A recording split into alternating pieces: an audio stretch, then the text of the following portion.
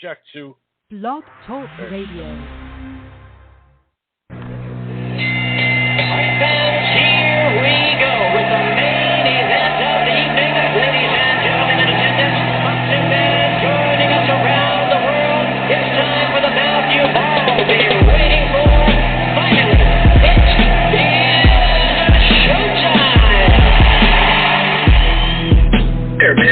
Dedicate our lives to this sport. We do thousands of sit-ups in camp. We run hundreds of miles, for the ones that take it serious. And we just dedicate ourselves fully to our craft, man. We watch tape. We attitude, we rooting, and we go into that fight just to land on the line.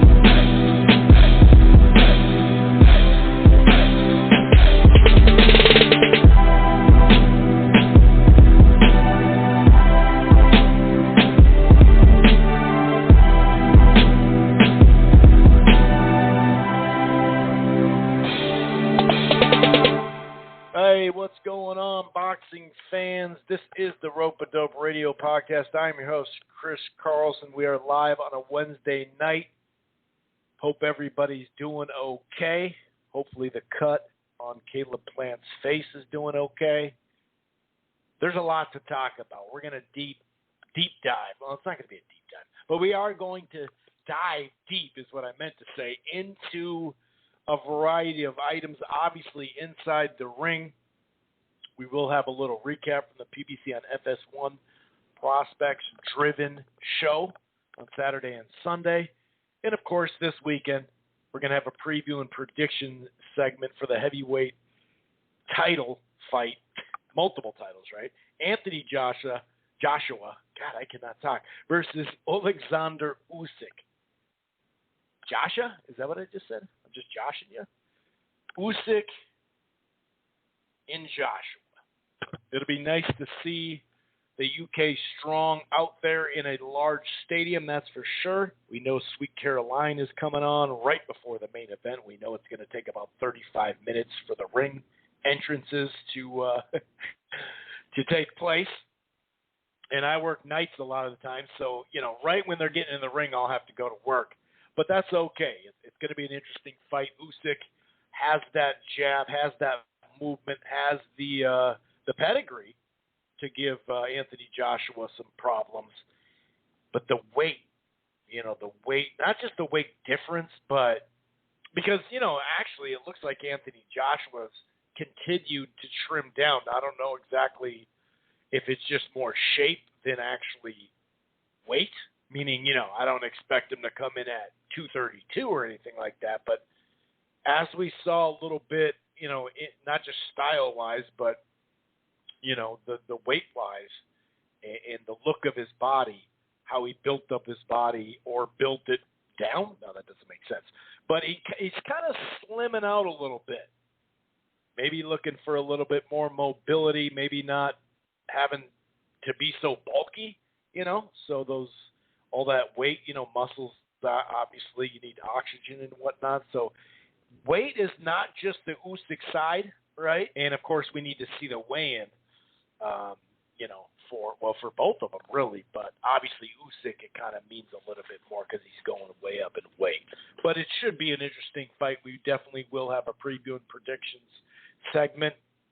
And then yesterday, Canelo and Caleb Plant have their presser to kick off the fight in Showtime randomly. It just got in there, It was reported massively by so many different sources that Fox had it. I think even Plant mentioned, if I remember correctly, Fox in some of that back and forth with the negotiations. I think I'm right about that. But either way, Showtime jumps up. And, man, it's time to hear eating some crow with Eddie Hearn and Bob Arum and some of these media members, part-time and full, that just took their word and ran with it. Showtime is dead. That's what they were saying. But either way, not to get too far off topic, but we had some words in some hands exchanged. It wasn't a fist that landed per se, right? It looked like a slap. Actually, Caleb Plant looked like he missed the shot live, but when you see it slowed down and you see it, you see the mark, you see the slow motion stills, Plant definitely landed a nice little slap. Canelo fired back. There was a cut on a cheek, yada, yada, yada. We'll get into some of that.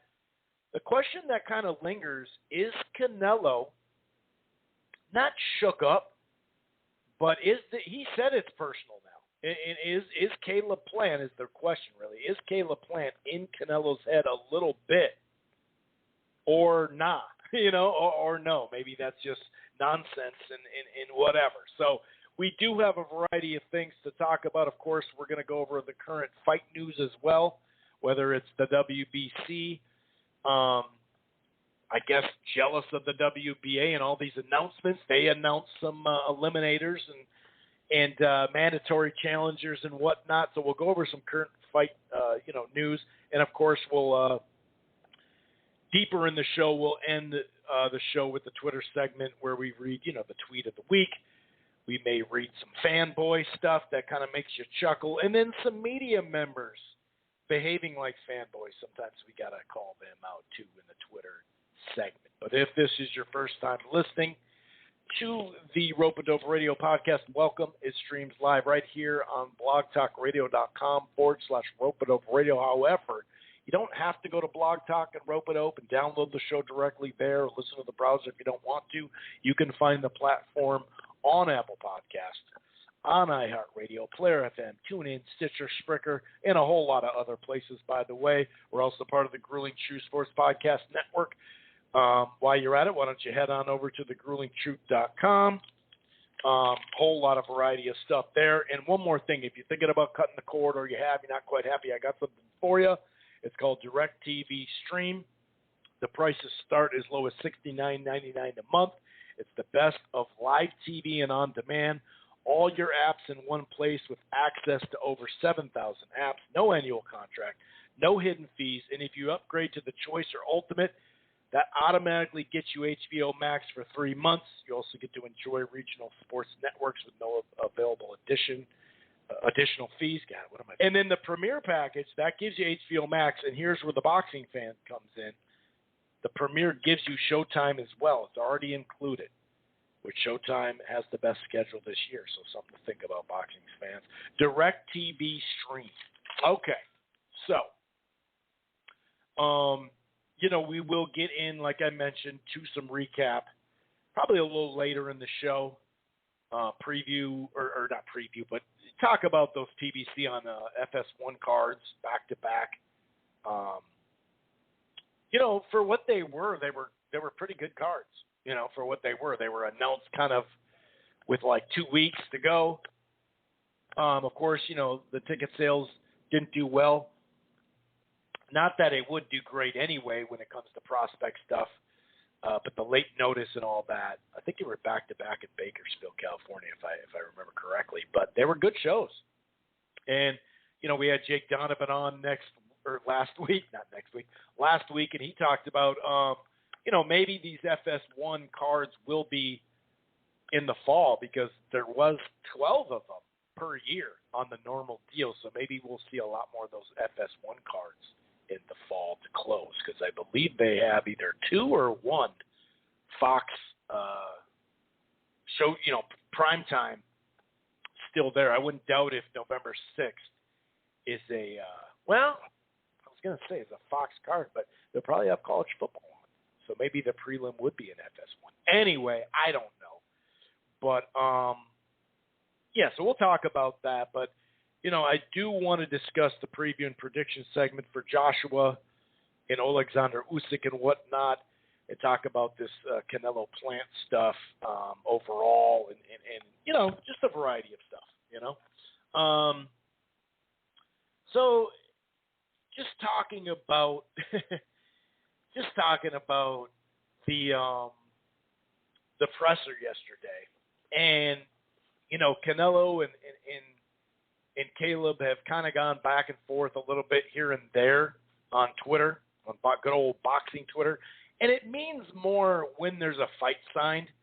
You know, don't get me wrong, a lot of stuff trends and is like a big deal inside a very small knit community on Twitter for boxing, and it, it's fun or whatever. But man, over the last year, really since COVID hit, we've had a lot of Twitter fights that haven't, they talk a big game and then nothing happens, So it is kind of nice when, going back and forth on social media does hype the fight to an extent, no doubt.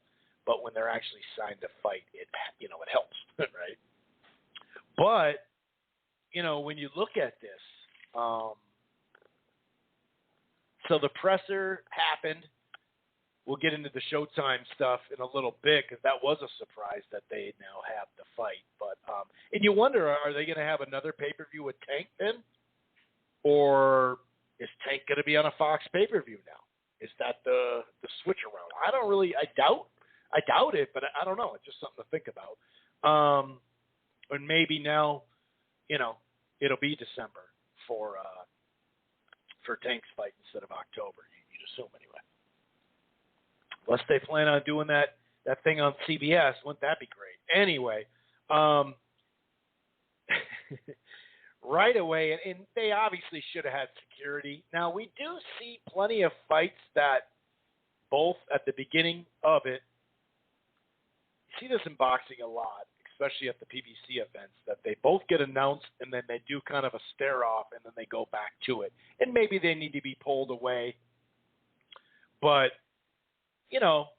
generally nothing happens. Not this time though. There was a lot of some back and forth amongst each other, and then obviously Canelo pushed Caleb, and it was a push. You know what I mean? It wasn't just kind of a fake push. He pushed him pretty well. Instead of Caleb coming back like super fast with it, he kind of walked back and then slapped him with the left hand. And like I said live, it actually did appear that he missed and then got countered, but that was not the case. He slapped Canelo decently. I'm not going to say it would have won an award for the best slap, right? Or it was a slap box move. And it is what it is. Supposedly, the cut didn't come from a punch. Here we are talking rest stuff inside the fight and whatnot, as if it's a fight. But it did, the way they tell it, it was because the glasses, there was like, obviously, Canelo came back and threw something back at him. And then, you could kind of see Plant like kind of move to the side or whatever. And then they kind of got locked up. And then finally it got broken up. But it sounds like something happened to where the glasses actually made more of a scratch than a full-on huge cut or anything like that. I mean, luckily, it wasn't above the eye or something like that, because then you look and you'd be like, wow, it doesn't matter how it happened. That would be bad.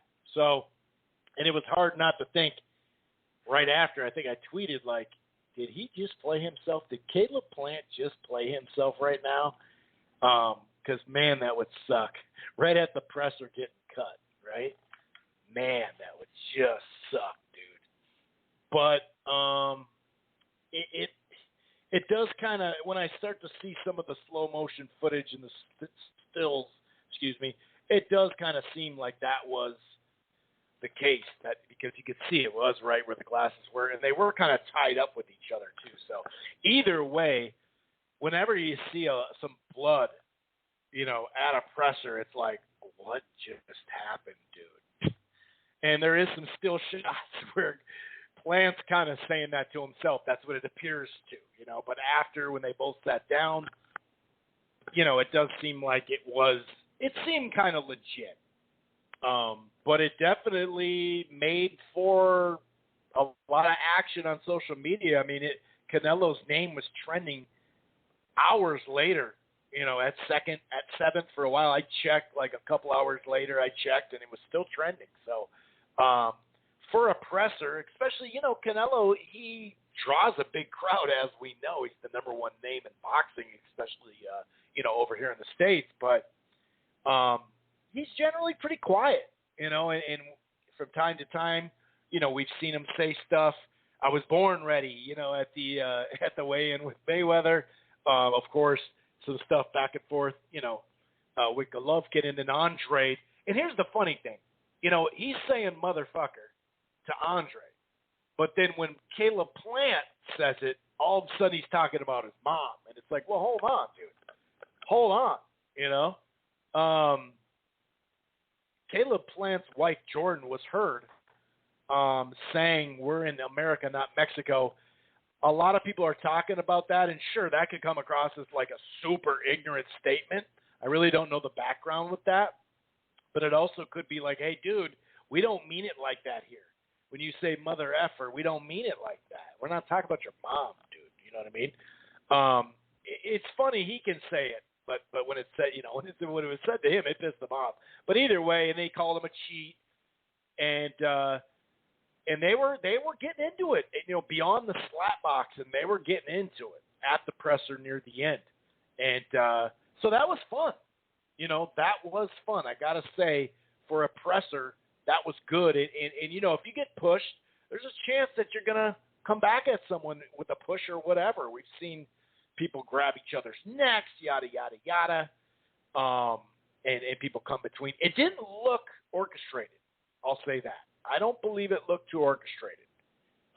It looked like there was some real emotion. So that's the question: is Caleb Plant the hick from French League? No, I'm just kidding. That's Larry Bird.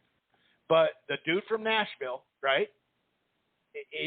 Or outside of Nashville, wherever the hell he grew up. I think it was outside of Nashville. But either way, is he in Canelo's head a little bit? Because we rarely see. I mean, Canelo admitted. He's like, no, I'm good, but this is personal. I mean, I'm going to knock you out in, what he'd say, by the 8th round or something like that. I mean, Canelo generally doesn't do this. He'll tell some jokes when he's got, lets his guard down and whatever. But that, I got to wonder if this isn't working pretty decently for Caleb Plant, getting this guy pissed off, getting him to try to do some of the stuff he was doing against Billy Joe, which is just going for bombs instead of trying to break somebody down, because that's going to be the name of the game to that fight. Canelo breaking down Plant, walking him down, trying to cut off the ring, and then obviously Plant, with the movement, with the jab, with the speed, he's going to have the pot shot and from time to time counter. But we'll get into the actual predictions and all that later. But I think normally when this stuff happens, I don't really look at it too much. I mean, I'll look at it and laugh or say something on Twitter or whatever. But you just don't see Canelo get this pissed. Because remember, he's the one who pushed first. So it was smooth by Canelo to well, he didn't duck that, but he did counter back. So, and, anytime you leave and you're not the one getting cut, it looks bad on the other guy. So it actually, I think it kind of just got the emotions going for the fan base as well. But I think you could make a minor argument that Canelo, and then all fight week was just in his ear. I think you can make an argument that we got something here potentially where Canelo's going to be, of course he's going to try to knock him out or whatever, but like I said, throwing some really, really hard shots. Because I don't know. Of course he's going to do that, but you know what I mean? By really, okay, I'm going to work you to the body and try to just one-shot punch you to the head. That's not the smartest way consistently, because you're not piling up points. Not that Canelo needs the points on the scorecards, as we know, but you know what I mean? So it was interesting. It was funny. It felt real. They should have had security there. But then again, that wouldn't have happened. So I don't know. I really it was pretty funny, dude. It was pretty funny to me. It was good, though. Like I said, it trended. It got people. If you don't like Plant, you really don't like him now. If you're a Canelo fanboy, you hate Plant. And anybody that says anything positive about Plant, I've noticed that on boxing Twitter with the fanboys. But it definitely livens stuff up. And then Showtime getting this pay-per-view, man, they've had a great year. And a year that's been, at times really good, and then at times just stuck in neutral.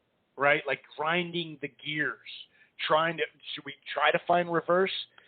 trying to get out of this gear. We're stuck between third and fourth. It's been a weird COVID and postponements and cancellations and it's Evander Holyfield and Riddick Bowe, and we're going to talk a little bit about that. It sounds like, two things. Holyfield, some of the quotes from frickin' Kavanaugh on Holyfield is just ridiculous. And then now that it got bad press, it sounds like Riddick Bowe's not going to fight. Man, we thought Holyfield's little highlight on the Mitts tape was bad. That little tape of Riddick Bowe, I guess you could call him moving and shuffling, but not like Ali. I mean, it looked like he didn't have his equilibrium almost. It was pretty sad looking at that. And, he's not in shape like Holyfield, obviously. So, I mean, who is at that age? You know what I mean? Like, it's crazy, especially athletes, because some athletes do blow up after their careers just because they led such a disciplined life. But for Showtime to get this pay-per-view, it does – I wonder, so are we going to then for sure get a December Gervonta pay-per-view, or is he going to do a Fox pay-per-view? I wonder with that. But that was a surprise just because, like I said, it was universally, reported that Showtime or that Fox got it. So this is a big coup, for Showtime. And Steven Espinoza and the whole crew over there, they like I said, it's time to eat some crow, media and part-time media that just parroted what Eddie Hearn especially, but even Bob Arum, he said that a couple times. But Eddie, when you look back at some of these quotes from Eddie and just in general, some of these guys he's got around him, it's pretty crazy, man.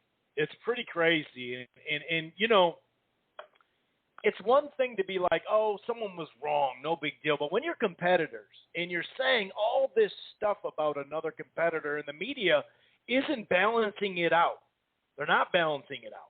And now you look at, DAZN in the U.S., and there's tumbleweed. Oh, there goes one right now. A tumbleweed just went by. It's like, what the hell happened to the 16 bangers and 4 absolute monsters we were going to get? We were going to get 16 fights here, 12 bangers, pay-per-view level bangers, whatever that means, because we usually don't see stat cards on pay-per-views. But then he said 4 just all, and don't get me wrong, DAZN, I said it then, the spring of 2019 and the fall, the way they closed, second and fourth quarter was phenomenal. Shit, even first quarter, for me, they won the first quarter. They had a great March too. But I said this before. Imagine Heyman or Arum not having a card since May. Could you imagine what the media would be saying? And by the way, Eddie Hearn would be saying. So in a lot of ways, I love me some Eddie Hearn. Don't get me wrong. I think he is good for the sport in a lot of ways. But you got to call it for what it is. And listen to some of these clips in the last few years. It's crazy. These other networks and platforms are going to be looking at boxing like HBO did. I expect Showtime to leave the sport in 12 months because it's too ferocious, it's too competitive, that people like, not Steven Espinoza, but the people above him will look at boxing and go, this is expensive. And I'm not sure it's generating the business that we need it to. Just like HBO did. It wasn't a decision of Peter Nelson, it was just the bosses looked at it and said, this market's gone crazy, everything's too expensive, and we're not delivering the numbers. So Bob Arum said the same thing. Yeah, Showtime. I think Bob Arum said that. I think Showtime have a very limited future in boxing. And like I said, this isn't just taking random shots at Eddie, but some of the stuff, it's really the press too. When you're talking about your competitors, but then you also say we need to cross the street and we can't use that as an excuse. It's a combination of you're talking out of one side of your mouth, but then saying something else. I really want to work, with these companies, but they're going to be out of business. You know what I mean? So, even here, this next audio, he literally lies about Showtime and it doesn't get checked. Multiple interviews like this. I think at the moment we're in this crazy place where DAZN and ESPN are spending so much money. Showtime, in my opinion, I don't want to sound like a hater, but I see them leaving boxing because just like HBO, but they're not a sports platform. You know, they're not an OTT platform as well. Well, they don't even have that facility. So they're not an OTT platform. They don't even have that facility. I mean, let's not forget, and the reason why I don't forget is because I had a sponsorship for it. But actually, if you look at HBO and Showtime, and what is this, 2016 or something like that? I can't remember the exact dates, but they had a deal with Showtime on Hulu Plus that you could stream the live channels. This is before you could really stream a live fight. Because on HBO, you had to wait. If you had the app or whatever, you had to wait for the fights. You know, sometimes it'd be Monday or Tuesday till the fight was like that. And same with Showtime for a while as far as an app. But on Hulu Plus, they had it to where you could stream a live fight when it's happening, a live fight, you know, with Hulu Plus on their standalone. So to sit there and say you don't even have the capability, it's just ridiculous. why are they going to be spending all this crazy amount of money on boxing? And I think HBO looked at it, and that's what they said. Versus have gone out of control. The game's gone out of control. We're out. And why are they going out of control? Remember, this show did as well, right? This show did as well talk about some of the fighters getting overpaid with Al Haim and the PBC. Now, it's a different structure because he's a manager/advisor. I think he actually has the manager license. I think we found that out in court. But my point is, he's not the promoter. So he's not going to take as much money of your money either. So it's a different, like especially on pay-per-view. Bob takes 30% of the pay-per-view stuff. We saw that he explained it with the Fury stuff. And even on something he's getting 20% of the purse. My point is, and then you don't have another management fee on top of that. Is my point. But it's just remember, why was it so out of hand with the spending? Why was it so crazy? The purse is jumping way out of line, and it did affect some fights with the PBC or fighters and contracts. And look at the Terrence Crawford contract that they had then when they re-upped. They made it much higher than it was. So why was that? It's because the Zone were the ones spending like crazy, paying $10 million for Garcia and Vargas. Golovkin alone, and even Canelo, the guy, $35 million a fight or whatever was crazy if you really think about it. So he's talking about why would they be here? They're spending so much, and then a year and a half, 2 years later, he's like, we got to cut these prices. Where was all the media of overspending? It took them all the way, and they set the precedent. That's why Derevyanchenko held out against Canelo, because he basically got the same money with Golovkin. So we hear all this stuff, but you heard about the Al Heyman overpaying some guys, maybe their worth for ticket sales and all that. Sweet, we talked about that. But where was it all this time? They're the ones who made the market go crazy. It's unbelievable how that just gets lost a lot of times. Here's another thing with the I won't even say that. Listen to this audio clip. Look how the market's changed. Everyone's having to keep up, and eventually they're going to run out of money. So let's let them all run out of money, and then we'll still have our the market. Listen. The market's changed. Everyone's having to keep up, and eventually they're going to run out of money. So let's let them all run out of money, and then we'll still have our. Everybody's having to keep people are going to run out of money, then we'll still have our money. But yet, speaking of Mikey Garcia in that Prograis fight, we've only heard that from a one-sided thing. Now Mikey's come out and said straight up, talking to Eddie Hearn, putting it out there, saying we were trying to fight that one. The timing, we were trying to fight Regis. The timing and schedules, this is from BoxingScene.com, by the way. The timing and schedules of DAZN and Matchroom didn't quite fit with the budget. They were required in the dates and stuff, Hearn said he didn't have the budget for that type of fight, especially the distance, It says that, they required a different promotion, more time to promote, more time to build up the fight. They didn't have time to do that, so then that's why, Mikey's fighting a guy that, not a lot of people know, obviously. But this is not just to shoot arrows at Eddie. But when he shoots all these arrows, you got to at least find somewhere in the middle. You got to put some context in it. You can't just let him spout out, repeat it. I get putting a quote in your title for clickbait. That's different. You can do that and still balance it out, and that's what we've been missing a lot. And kudos to Showtime, man. They have the best schedule this year.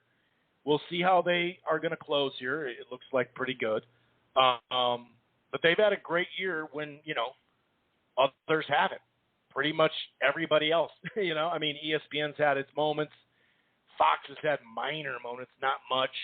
DAZN's, had a good start, but none of them have leveled up to that. So it just, like I said, so many people, media and part-time media, completely parroted that and called for. I mean, I had numerous conversations with people saying, Showtime's done. Showtime's done. And it's just like, well, hold on, dude. Let's not just say they're done. Anyway, and I'm sure some UK, fight fans, I love them, but I'm sure some of these guys that just fanboy for Eddie will say this and that. But these are just facts, dude. He's oversaturated the market. It's not oversaturated, even though boxing is. We've said this for a while. Oversaturated. It just is. Here, before the zone came in, by the way. But I mean, the money they were paying and offering, it's just silly, But yet you barely heard it until now. You start to hear more because they don't have a schedule here. So anyway, kudos to Showtime, and that's why you gotta, throw stuff up on the wall, see what logically sticks business wide, and and just kind of give it a fair shake, basically, instead of just running with something and that's it. And I get it, you get access to Aram or you get access more to Eddie or whatever, but you got to call a spade a spade. I'm going to go ahead and bring in John, a great boxing mind, into the fold. I want to get his take on the Canelo Plant presser stuff, and also Joshua and Usyk. This Saturday it's going to be a big stadium fight. I'm really excited to see that UK fan base like we did get to see not long ago, actually. This is going to be even a bigger stadium, obviously. So I'm really excited to see that because they haven't had many. I mean, this is their second biggest event over there as far as fans.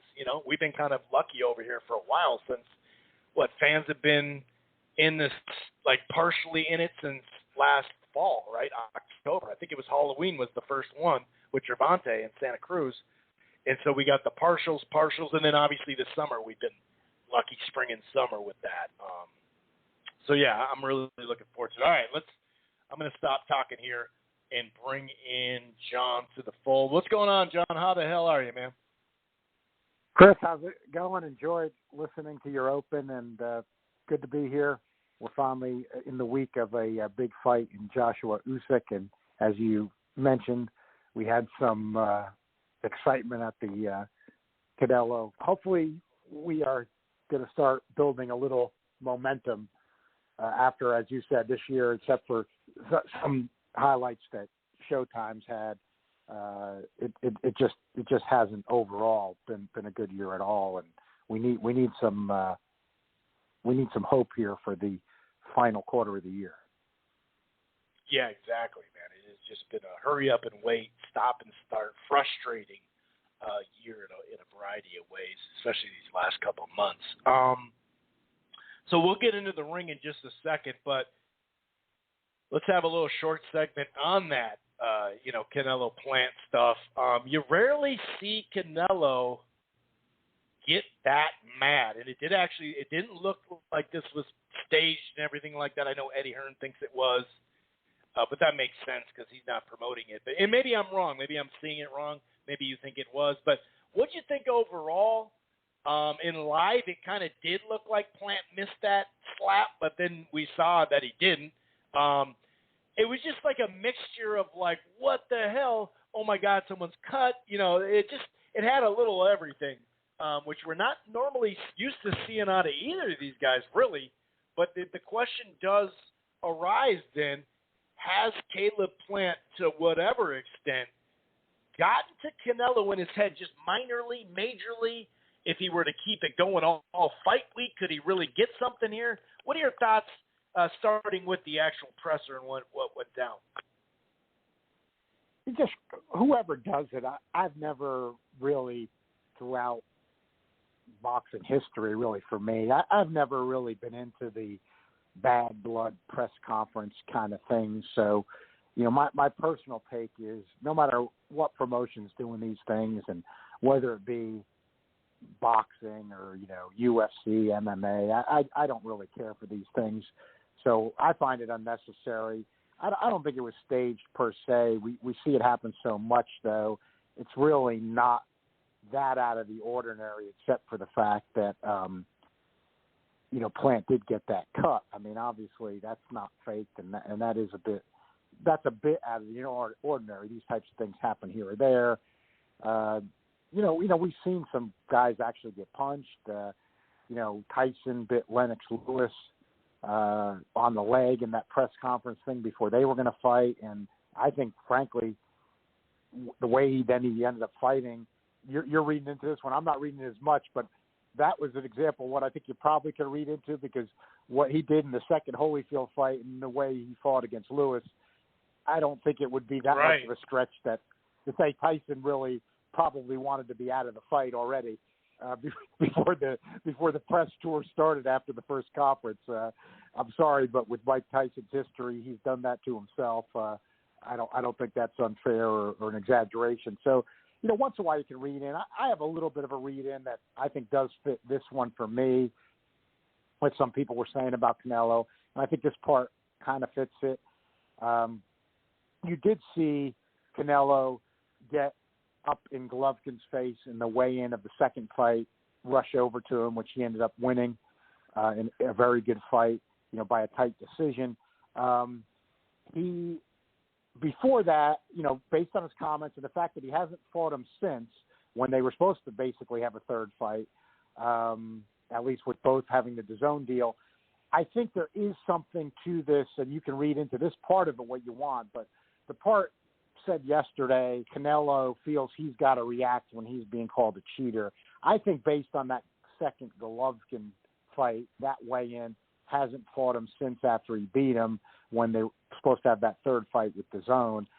I think you can say that Canelo feels a need to react when he is called a cheater. From his perspective, the clenbuterol, there's no dispute about this part of it. The test was within the limits for contaminated meat. If you're above a certain level, it can't be that you had that from contaminated meat. There's no dispute that his test was within that. So people can have what theories they want. There is that problem in Mexico. So I think one theory is Canelo didn't cheat for that fight. He was, got it from the contaminated meat, and that pisses him off when people say he cheated. He was obviously pretty darn well legitimately pissed off at Golovkin around the second fight, and, Plant was calling him cheater yesterday. So in terms of any, legit bad blood or reaction, I would say that's probably what this was about. The theory about was logically, I think, disproven today. The theory about Canelo misunderstanding, thinking Plant said something about his mother doesn't make sense.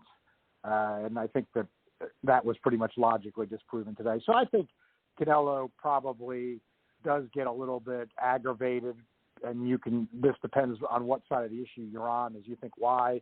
Some people are going to say he's sensitive because, he's used PEDs, and that's why he had a positive test and it ticks him off. And some people are going to look at it and say, well, it was a trace amount of clenbuterol. You can't fake that it had to be within the level for contaminated meat. So when he has fighters that he's given a big payday to, which that can't be disputed. It's like Mayweather was for a long time. Now Canelo's the money guy. When he fights you, he is giving you a payday. That just can't be disputed. All these guys are getting their career high payday. So he has commented like that before, and you saw what he said to Andrade at the press conference, after his win over Saunders, which I think, we hear him speaking English now. He speaks English well, really. he says, hey, I'm not going to give you a payday. You just want a payday. So Canelo is very aware of this. He could get ticked off when people are calling him a cheater and you give him a payday. That would be maybe my take, but I don't overall put much stock in these press conference things.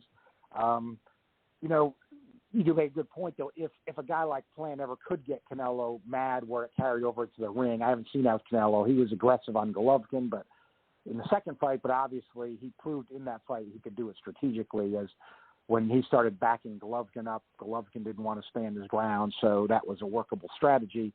Golovkin fans, a lot of them don't like to talk about that, but the fact is Canelo was right there for him, saying, come on, let's brawl. Right. Golovkin didn't really want any part of it. Golovkin became. He didn't use his master. Mexican style. He didn't use his right, Mexican style. I still love that to this day because he was right. Mexican style until Canelo wanted to get down with him, and then all of a sudden, to his fan base, he became the greatest jab master since Muhammad Ali.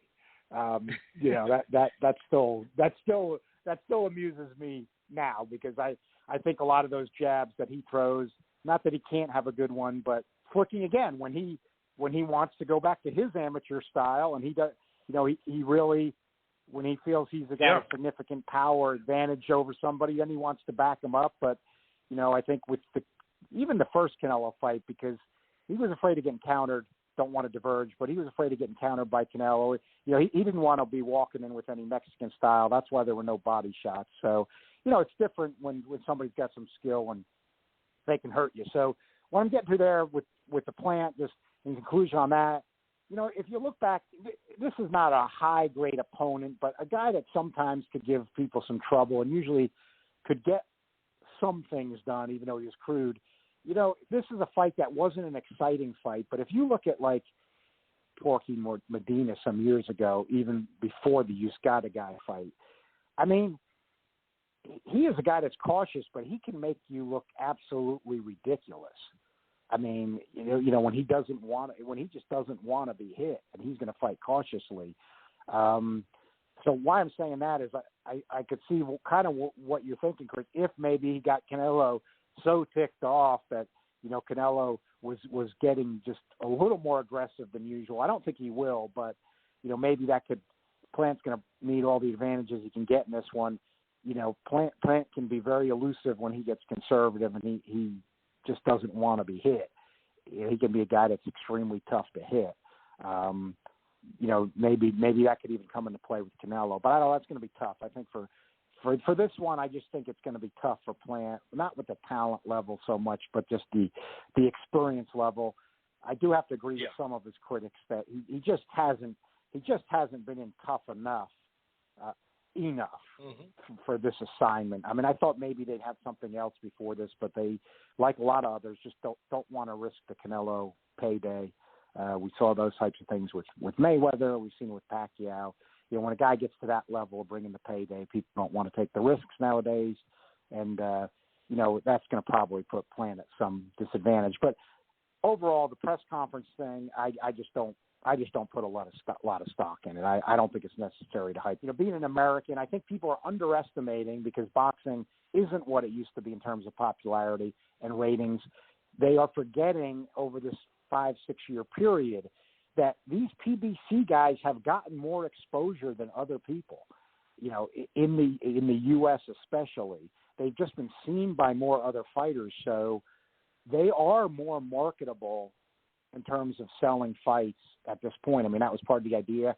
I think maybe it hasn't paid off enormously, but it's certainly paid off more than the competitors. So, Caleb Plant for nowadays has been a more viewed fighter than most. So even though Canelo's the biggest draw in boxing and he brings that on his own, I think this is just a fight because of that a lot of people would want to see. I don't think you need to promote it, but I don't think it needs extra hype. I just think Plant getting somewhat known, especially in the U.S., over this PBC exposure for 5-6 years, just being in with somebody like Canelo, I think that's enough to hype this fight. Yeah, and casuals, if they get interested, sure, some of them will see this clip once they've said, oh, okay, I'm interested. Maybe they'll see it and be like, oh, that pumps me up more or whatever. But also just the commercial run will be interesting, and you know they're going to say something about undisputed. And anytime a casual hears undisputed, they're like, now, wait a second, what'd you say? So I can finally figure out who the hell's what at 168. And, you know, obviously once they talk to their hardcore fight fan friend, they'll be like, well, hold on, Benavidez is there, and this, you know, they'll say stuff. But to them, you know, I am interested to see if they can do what Fox does and really market it during college football, during the NFL. We've seen a little bit of that at CBS, but I assume the fact that you're going to put up this kind of money, whatever the purse actually is, but it's a lot. So, you know, I really am interested to see how CBS does that. Not just Showtime, but CBS. How many, you know, what kind of run, you know, what kind of layout they have for this. So it'll be interesting because Steven Espinoza spoke to that was part of, you know, what helped them, not just the money, but the exposure that it's going to get. And we know Fox, you know, although the last year it's been rough on the Fox main events, it's something well documented here on this show. They do promote the shit out of their fights, you know, and we don't get much of that. And so it always is like, well, I give them credit for that. Ever since they got that deal, they've been promoting the shit out of their fights. So that'll play into it too. But just in general, I'm with you as far as normally I don't really look at this stuff much as anything, but it did. I think it's worth discussing just because of you rarely see Canelo get that freaking mad. And it was a real slap. And there was a weird cut out of nowhere, like you said, just random stuff like that I could see. I'm not saying it sells pay-per-views, but there's something to it. If you're already kind of on the, you know, on the fence, or you've heard about, oh, I know Canelo, who is he fighting now? This might, you know, bring you over to buy it, or to say, hey, get a group of casuals and let's all throw in on the pay-per-view and whatnot. Heading for this weekend now, we have a fairly big fight, obviously, in the heavyweight division. Anthony Joshua, you know, has faced some solid talent over the years at this weight class. We obviously want to see him with Fury. We wanted to see him with Wilder, who, you know, still would. But in general, you know, he's been kind of out of the big fight ever since because a lot of it was COVID. He's only had one fight since then, since the 2019 Andy Ruiz stuff. It does look like he's continued to somewhat trim down his body a little bit. I've noticed that from the video and photos. I want to see that on the weigh-in, though. Not to say, like I mentioned, I don't see him coming in at 232. But I think he's continuing to say, you know, I don't need to be that bulky. You know, even if it's the same weight, it's just, you know, separated a little bit different, laid out a little different. So I think that's pretty smart, actually. Maybe it'll give him a little bit more mobility, flexibility, whatever, because we know once you get too big, it stiffens you out, and especially throwing punches and whatnot. On the other side, though, you got a guy who's ultra skilled in Alexander Usyk, a guy who, you know, looks the part as an all-purpose guy and can fight inside and especially outside or at a distance, at range. The Breedis fight was probably the closest. The early part of the Hunter fight was damn good, a brawl, but then he cleared him out pretty good. Otherwise, he separated himself fairly easy, you know, from everybody else, that cruiserweight, that is. Now he's going up, and, you know, when you look at his first two fights, first of all, it's been about a while, let's put it that way. I mean, I know he had an elbow injury and then COVID and blah, blah, blah, but he's only had like two fights in a fair amount of time. So he's putting on weight, and maybe putting on weight over time now, this last little bit since his last fight, waiting to see what would happen with the Joshua and Fury and Wilder and all that. Maybe he's a little bit more settled in at his weight because of this time. I think you could make that argument for putting on weight for Wilder too. You know, he's had so long to put it on rather than, hey, I'm fighting in 6 months, let's put it on and then start camp. So there's something to be said that. He hasn't looked good, though. John. He really hasn't at heavyweight. What's your thoughts going into this? Because obviously both these guys jab really well. You think jab, movement, pot shots, counters, that's basically the ingredients for Usyk. A lot of people think, Usyk's got to get on the inside, and not Joshua's not a great inside fighter, so maybe that would work. But what are your thoughts going in? And then obviously your ultimate prediction for the Anthony Joshua-Alexander Usyk fight this Saturday on the Zone, which, like I said, will have a packed stadium, so I'm really anticipating that.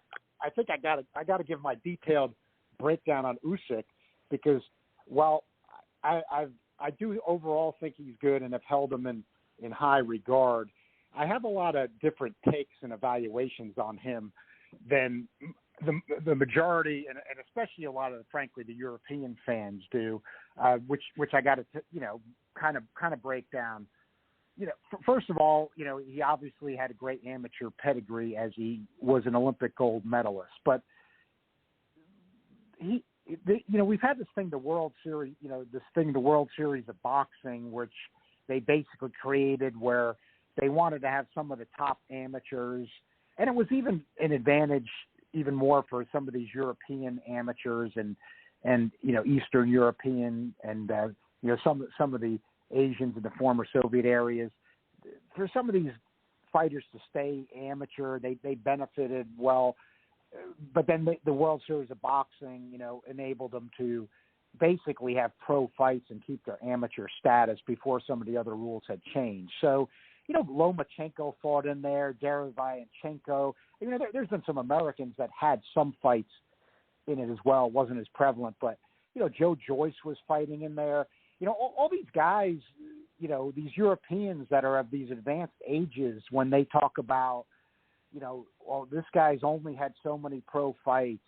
I mean, we know they had the 100 amateur fights, but they also had World Series of Boxing fights. In other words, where they were basically having pro fights that didn't end up counting on their pro record, including Usyk. Now, Usyk has beaten Joe Joyce in the World Series of Boxing, and he beat Junior Fa in the World Series of Boxing. These are two very big heavyweights, and this was before he even was fighting in the pros as a cruiserweight. So that's my first thing. This idea, this nonsense that has been perpetrated in recent years about this adjustments to heavyweight for Usyk and all this kind of stuff is just really fictional nonsense. I mean, this guy, and he was a heavyweight in the amateurs, and then he fought heavyweight in the World Series of Boxing. The guy's 6'3" with a long reach. So it doesn't mean he's as big as Anthony Joshua. It doesn't mean he's as big as Tyson Fury. Doesn't mean he's not at a weight disadvantage and some height and reach disadvantage. But this idea that this is not Michael Spinks, who was a middleweight in the amateurs. Now Usyk had fought Sean Porter in the amateurs, so he was a middleweight way back and things like that too. But Michael Spinks won his Olympic gold at middleweight. Moved up, beat Larry Holmes. So for me, also let's look at the cruiserweight thing.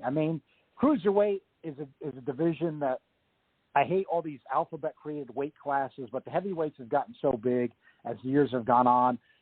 I'm okay with the idea that you need a cruiserweight division, with about a 200-pound weight limit at this point. I'm okay with that. But the problem for me with it has been that anybody that's really, really been a good cruiserweight, really a top cruiserweight, of course you think of Holyfield first, but, there's been some others. Even frankly, even though his effort against Vladimir Klitschko was terrible, even David Haye ended up beating legitimate top 10 heavyweights.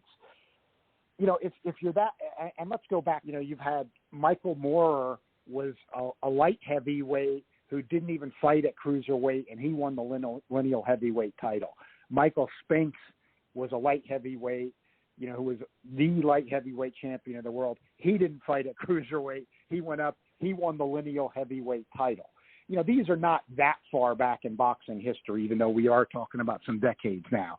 So what I'm getting to is, for me, this thing we've seen lately about, comparing Usyk to Evander Holyfield, and is this guy the greatest cruiserweight of all time, and all this kind of stuff, doesn't really mean a heck of a lot unless he performs well at heavyweight in a significant fight, which he hasn't yet. So, Anthony Joshua is not the lineal champ. Tyson Fury is. I mean, that's not in dispute. Tyson Fury is also ranked by, is also the champ of transnational and the ring. So, I don't care about the belts. Hearn likes to promo Joshua with the belts. That doesn't mean anything to me. Joshua didn't win the lineal title from anybody. He's never been lineal champ. But the reason I'm saying all that is still giving Usyk credit. He's fighting the number one heavyweight contender here, and Joshua does have the best overall resume in the heavyweight division in terms of depth right now. Maybe you can argue a fight here and there. Like Fury has a win over Klitschko. He's got a knockout win over Wilder in a draw. You could say for those moments, and he's the lineal champ. But in terms of depth of resume, I agree that you got to really give that to Joshua. So what I'm saying here is, for me, for Usyk's historical legacy Saturday night, a lot of people are going to disagree.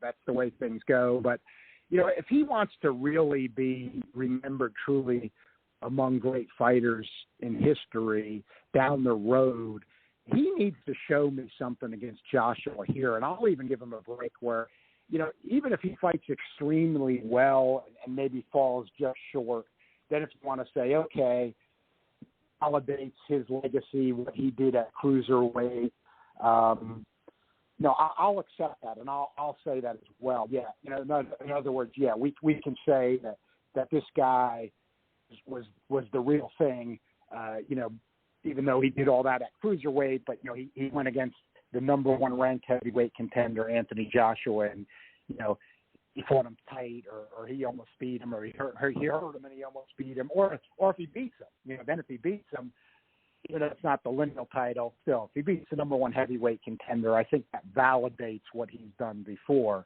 But some of the cruiserweight stuff, Prius is tough, like you said. That was a very close fight. I didn't think the Gassiev performance was as great as everybody made it out to be. Yeah, he won the fight, Agreed. But Gassiev hit him with a good body shot. He was complaining to the ref. It was clearly a good body shot. At the end of one of the rounds in the first half of the fight, Gassiev hit him with another good shot, buckled him, but it was right at the bell. It was literally right at the bell. Gassiev, I liked him at that point, but you got to look at it. You got to sometimes evaluate things as they age. He's done nothing since. Usyk beat Glowatsky. He's done nothing since. He beat Bellew. Bellew's retired. So, as you mentioned, you got the Breedis, which was a majority decision, and then you've got Hunter, where I'll give this to Usyk. Their win has aged well because Hunter's moved up to heavyweight, become a legitimate top 10 contender. And I think myself, that kind of bodes well for him, actually. That kind of goes, I think it could. That's why point. I'm saying that. Yeah, if I'm looking at something for Usyk that's a good sign is I thought really, even against Hunter, the ref could have stopped that fight on a few occasions. I really thought Usyk dominated that fight. He had Hunter about out. Hunter couldn't do anything. And really, a lot of even reasonable refs would have stopped that one. It was okay. It didn't get stopped, but could have been stopped on a few occasions in the last few rounds. That win has aged well, right? So, if you're an Usyk fan, you're looking at that and you're saying, hey, Hunter has performed well. He's a legit top 10 heavyweight. Drew with Povetkin. That, for me, is probably the best sign for Usyk, even though Hunter's not a big heavyweight. I'm not like some other people. I actually don't discount that one because it was at cruiserweight. Now Hunter's at heavyweight. I think it matters, in other words. So that, aged well. I'm with you, and everybody else. Did he look good against Witherspoon and Chisora? Not really. He really didn't. But, again, I think, if he wants to be known as that kind of a great fighter, I'm not going to buy he would have done it a few years ago or something. He's got – I think when you look at those other greats like we've talked about, even James Toney was in there toe-to-toe with Samuel Peter.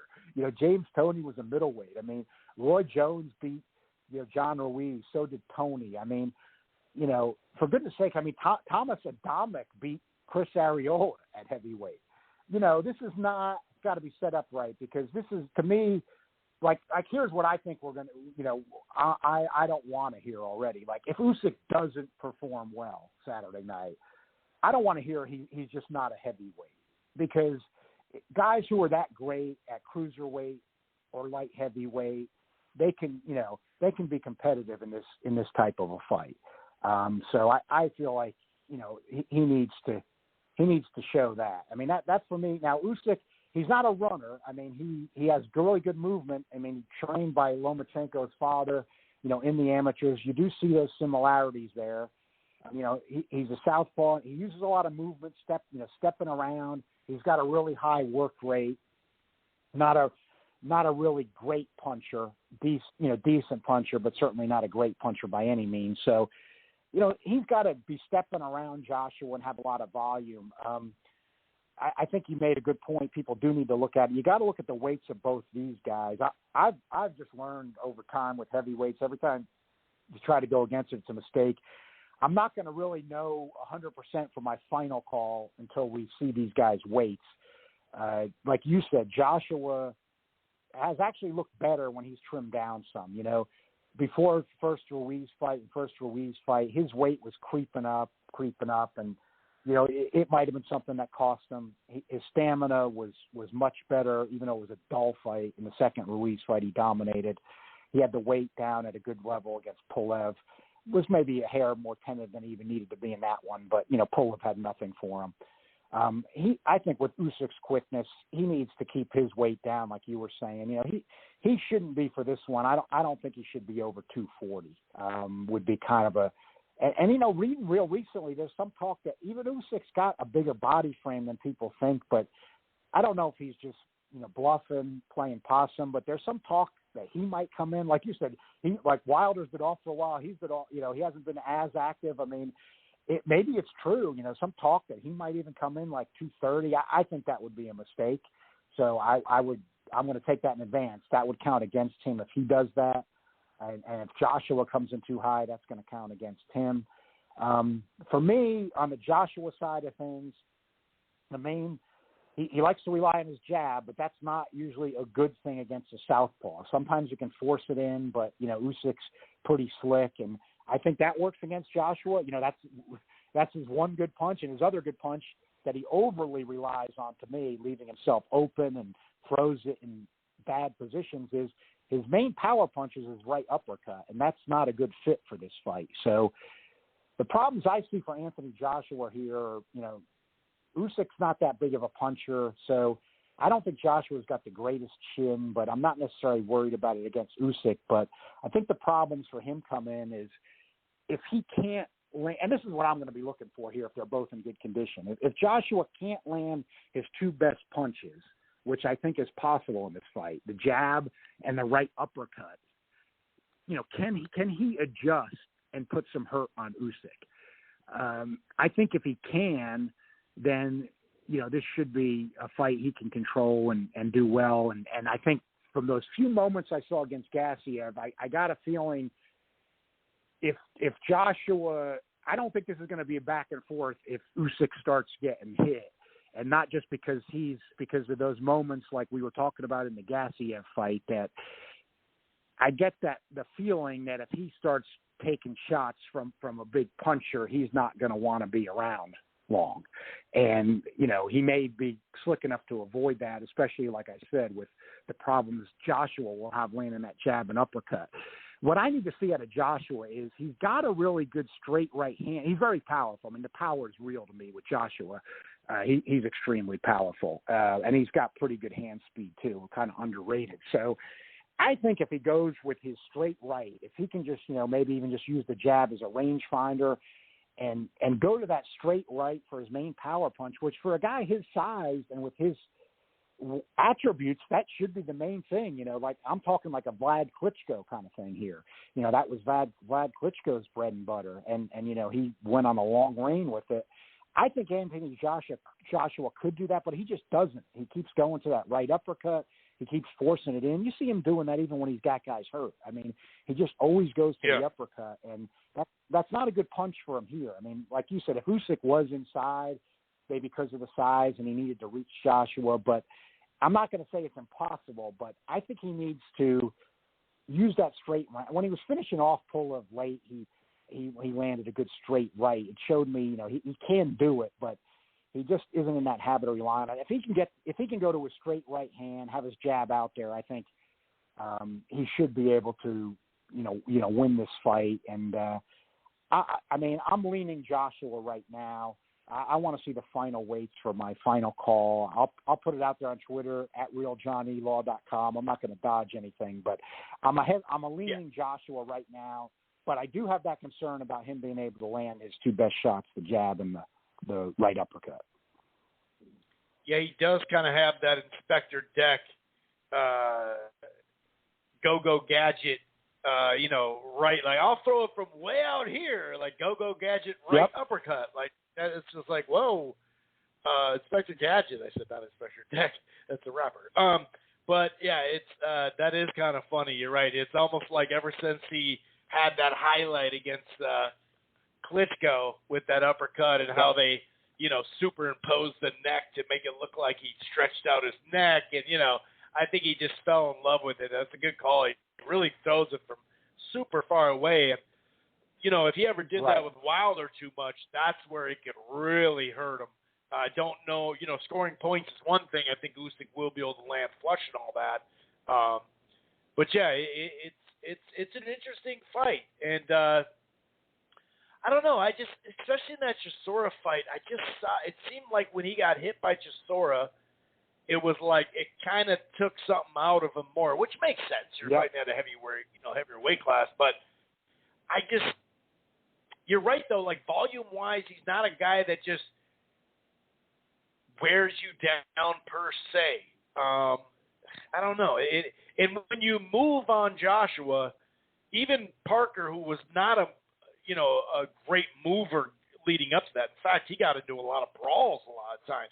He would look good and then brawl and then get tired and then kind of go back to boxing. As a young champ or even a young prospect, he did that a fair amount. But when he moved with Joshua, I'm not saying he won the fight or, it was 6-6 like some people just don't like Joshua. But it was competitive, and he wasn't able to set up shop, right in front of you. Like, all right, you're right there? Cool, here's my offensive display. For a heavyweight in modern times, the last, 10 years, he's very fluid when he throws, but it's almost like you got to be standing right in front of him. Otherwise, I don't know. I mean, I do like the stylistic matchup. In both these guys, the rate of jab is really ridiculous. Like, especially for heavyweight. Right. So we are going to be seeing a bit of a chess match in general until the big, blows come out or whatever. Actually, the CompuBox on that, 57% of Joshua's punches thrown are jabs and 61 for Usyk.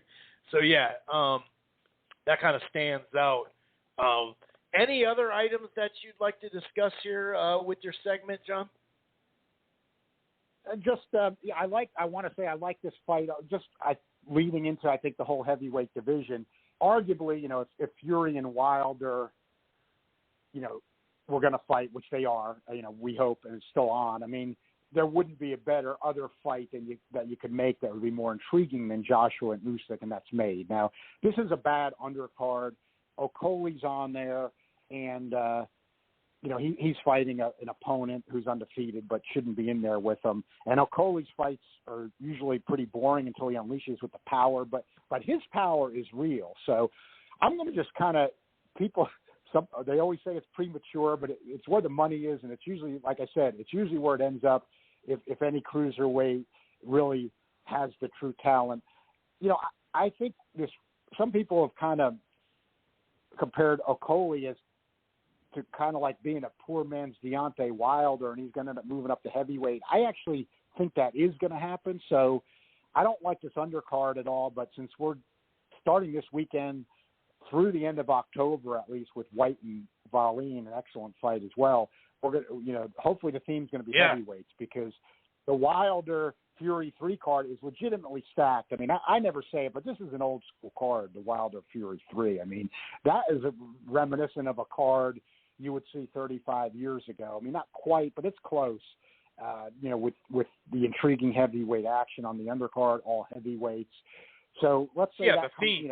you've got itself really, is dope. yeah, you've got a really good. So you've got an excellent, legit top 10 heavyweight matchup with the number one contender, Anthony Joshua, this weekend. That's very intriguing. Should have a good crowd, like you said, in the UK there. Then just in a couple of weeks, we go to Fury Wilder 3 with, that's very intriguing. And then you've got, really, let's face it, if Deontay Wilder can't pull that off, I mean, that's getting close to last hurrah. I mean, he may still have some good wins here and there, but it'll be a downslide. So, it's intriguing for that. It's the lineal championship, and then you've got Ajagba and Sanchez, undefeated heavies, who really at this point are on the verge of the top 10. And then you've got Konatsky and Helenius, guys that have both been in just on the edge of the top 10. Helenius even a little higher than that earlier in his career, but even Konatsky had just got in there at 10 before getting upset by Helenius. So that's a fight, on that level. And you got Jared Anderson, the best American heavyweight prospect, fighting a guy we don't know much about, but who has a good record. I mean, that's a hell of a card for boxing in 2021. And then we go to Wallin and White, on the 30th. That's an excellent fight. Again, both legit top 10 guys. Dilly and White's almost always in a good fight, and Wallin is an intriguing guy who really proved his mettle against Fury. So I'm hoping that, and there's even a rumor, people are joking about it, that they need to fight because they're the only ones not fighting, but there's actually now legitimate rumors that then maybe Ortiz and Ruiz are going to fight before the end of the year. So if this all comes off, which at least there's a chance, when we get started Saturday, heavyweight division drives boxing. I don't care what anybody says. You can go hipster with the little guys as much as you want, and I'm not saying they're not doing fights, but it's still what drives things. It's what gets people interested. If this all comes off, I mean, there's really a chance to salvage this year and go into 2022 with a lot of intriguing storylines, starting with the heavyweights. And one thing I do want to throw in too, because a lot of people don't know it or they don't want to know it, and Wilder took a lot of heat for it, but hey, it's contractual, so they're not mentioning it now. I mean, it's just a fact that if Joshua loses, there's a rematch clause Hearn has with Usyk. And, Joshua did just add that too. Joshua's going to stay with Hearn for the rest of his career. So, you got to remember that in your boxing analysis here with this heavyweight excitement coming up. If Usyk pulls the upset, which, he's not that big of an underdog, it's Usyk Joshua too, whether we like it or not. I mean, that's what you're getting there with Anthony Joshua. So, which will make it interesting, with whoever wins out of Fury and Wilder, where do they go next with the lineal title? That's going to be interesting. But you do have to remember this Saturday, like it or not. If Usyk pulls the upset, you're getting Usyk Joshua too. So you got to be braced for that. And if it happened, I would like it because I like a variety of different things, right? And if that happened, it's an upset. It's interesting. It adds to it. I know, like you said, I know a lot of people won't necessarily be down for that. They want to see this, they want to see that. But sometimes it's just not that it's not meant to be, but maybe it's not as big as a fight as in people's heads. It's like it is a big fight. We know there's a lot of money, but if they can all lose, so besides Fury, it feels like, and obviously he can lose, but he's got the best chance not to. A lot of these things happen, and so what? You're not going to now watch this fight a year from now? Wonder if he wins the rematch and yada, yada, yada. I mean, he lose to Ruiz and then, outbox him in the rematch of not in shape, whatever, his fault, Andy Ruiz, and then everybody was so pumped to watch the Fury Joshua. So it is kind of funny. And thank goodness the Four Kings didn't have boxing Twitter, because it'd have been like, I don't want to see any of these fights. If I don't see Hagler and Leonard, I don't want to see any of these other fights. It's just kind of funny how that doesn't it's just weird how nowadays some people think. But yeah, you're right. And then the Otto Wallin, like you said, Dillian White, whoever wins that fight is going to be in good shape if that scenario goes down, like you said, where Usyk would win. Well, who else are you going to fight at that point? Who's been knocking at the door for so long? Well, Dillian White. I don't want to not count out Otto. I love that fight a lot.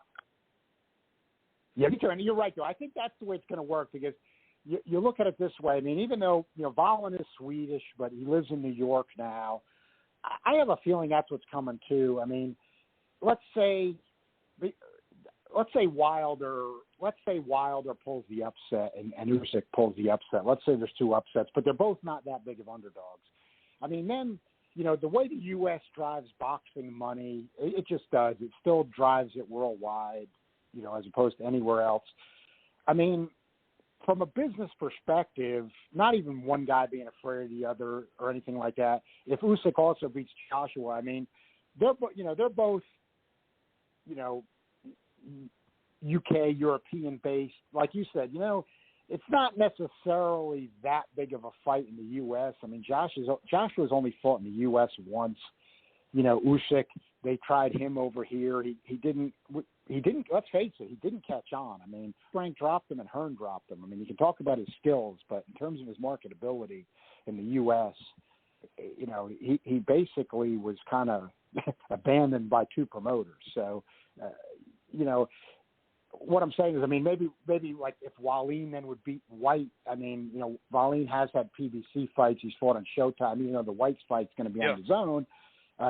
He gave Fury a tough fight. I mean, that might be a U.S. fight in Vegas that with Wilder, could be sold. So you'd have that, or maybe if Ruiz and Ortiz do fight and Ruiz wins, you've got Ruiz there.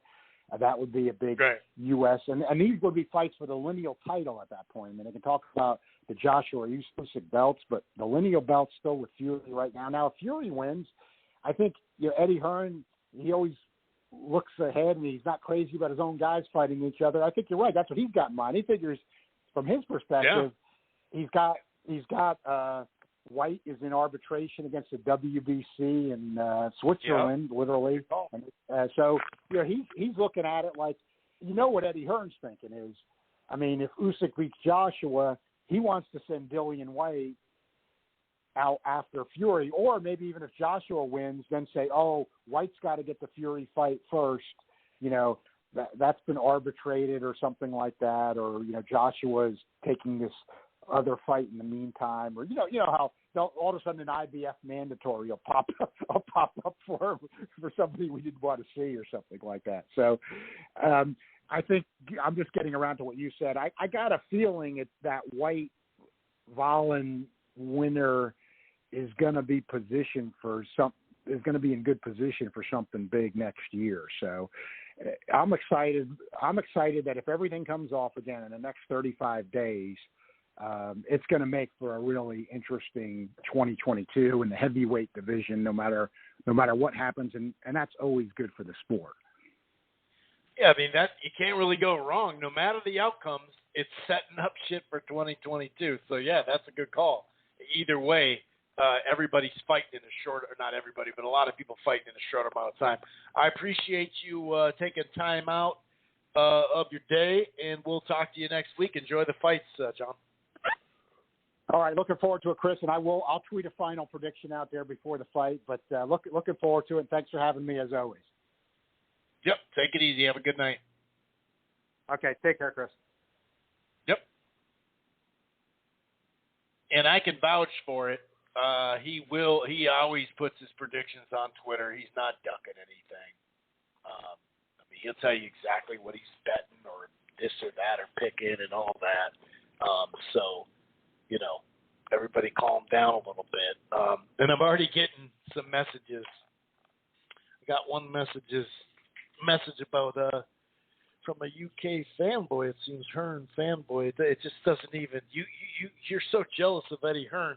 How am I jealous of? I mean, I guess you could say a lot of people would be jealous of Eddie Hearn as far as money and all that. Sure, I guess, but like you could be too. And I would say the name, but there's no really name It's just some Twitter nonsense name handle. So, yeah, I mean, he's the one who popped off at the mouth. Okay, it's just like when a fighter says, "I'm going to do this, I'm going to do that," except at least they're fighting. And I get it; it's a promoter. They're there to talk shit. But the media job is not just to print the quote and side with people. It's about balancing it and whatnot. By the way, and 503 Portland, let me know. I just texted you. Let me know if you want to jump in here. By the way, real quick, kind of going through those back-to-back Saturday and Sunday FS1 cards really quick. Malik Montgomery and Aleem Jumanov, I think that's what it was. That was a good fight. It was competitive. It was fun to watch. Now, the score totals, I had it like 8-2, and I think it was 100-90 and 99-91 and 98-92. And don't get me wrong, Montgomery, I mean, the punch stat, 1,800, almost 1,900, over 1,800, 1,837 total punches thrown, 339 to 185, 35% for Montgomery. Didn't look like a world beater, but at 10-0 or 11-0 now, 10 KOs, this was a good fight for him. I thought it was a very good fight. The fight overall had an aggressive start, but Montgomery came out there throwing hooks and uppercuts. It seemed like he was throwing in a little movement in the second round. You saw Jumanov land some really good hooks on the inside during exchanges. That was a big thing for him. But the jab and pivot, he's throwing Montgomery throwing a couple of combinations. He was just overall busier. So, yeah, the third round was pretty competitive, as was the ninth. I definitely gave a huge shot early, especially from Jumanov, something like that. Although even in that ninth round, you saw Montgomery, fire back with a nice right and left hook, if I remember, kind of a right roundhouse and a left hook that kind of stood him up a little bit. But I gave him that round. Plenty of two-way action, though. It was fun to watch. I think that was, good test for Malik, too. So he moves on fairly handedly. Barentes, he fought Torres, that prospect. He looked pretty comfortable. Looked pretty disciplined in there. He had his jab going, lead rights, hooks, and combination. He looked pretty good as a prospect. He won fairly easily. Omar Juarez and Lopez. Was it Wario Lopez? I gave Lopez the first two rounds. Oh, wait. No, I didn't. What am I saying? I was looking at the wrong scorecard. Juarez actually didn't lose many rounds at all. There was, in the fifth round, there was a knockdown. I think it was a jab, hard right hand with 50 seconds left. And it's kind of what you kind of see out of Omar, where he'll land hard punches with the right hand mostly. You saw, I think, in the third round, that's the one where I was looking at. I gave Lopez that round because he picked up the pace. He was more aggressive. But there's moments where Omar Juarez will fight really smart and look crisp and all that. And then other times where, I don't know. You know what I mean? It's just kind of like, maybe you're fighting too smart, or the opposite, where he just leaves himself open and gets hit with big shots. So still got to go back to the drawing board for Omar Juarez. But, a good enough win, right? It's not something that we're going to write home about. But, pretty good. The Jesus and Chance. The Jesus and Chance. That was like, what was that, a sixth rounder or something like that? Fifth round, there was a roundhouse, or wait, no, there was a fifth round uppercut. That's what it was that knocked him down. There was like a late penalty, like a for hitting. It was really weird. It was a draw, but it was a really fun fight. I think one had Chance 57-55, and the other had it two draws 56-56. But I think I had De Jesus winning that, but it was a good prospect fight. Chance seemed to do well early on, and then he kept looking at the clock. You could kind of see he's still pretty raw and not that experienced, because there was a couple of things that he was doing, not just looking at the clock, but a couple of things that he was doing that just didn't really add up to winning. I thought he lost the fight, but he did get a draw. But it was a good fight, though. It was a good prospect level fight. And then Valenzuela and was it Barrio? That was a good fight. I thought that was a fun fight to watch. Valenzuela was super busy right away, pretty dominant in the early parts of that fight. There was a moment there where he hit Barrio behind the head. He kind of got mad at that, obviously, and got up and fired some shots late in that round that were really good. The fourth round I gave the Barrios. I thought that was that's where it started heating up, the fourth and fifth. Then Valenzuela kind of took over control. Even in that fifth round, it was close. I thought maybe the last part he took enough control to win it, but it was competitive. It was back and forth. Basically, since the fourth round, it was competitive. There was actually, no, was it the eighth round? I think it was the last round. Maybe it was the seventh. I think of the eighth, though. Barrio landed a left hand, super flush. And actually, it was a big right hand, then a left hand. That's what it was, and it stumbled. It stumbled Valenzuela a little bit. Kind of one of those neck snaps. It was kind of like, whoa, I got hit, and then the left hand followed. And so, once again, a good prospect test. And that's what we like out of these prospect, either as prospect versus prospect versus vet, and in more of step-up fights. It was good. It was very good. It was fun. All right. So I'm going to go ahead and go out to 503 Portland. I will give my prediction after we talk to him about the Anthony Joshua Alexander Usyk. I've broken it down a little bit, but I will give you a little bit more preview and predict that. Of course, we'll have some current fight news out there, variety of stuff. Some of it's really good news. Jojo Diaz and Ryan Garcia are getting further in talks. WBC called a title eliminator. So there's a variety of stuff that we'll talk about. And, of course, the boxing Twitter segment to close. Let's go out to Portland 503 and see what's going on. What up, man? How you doing, buddy?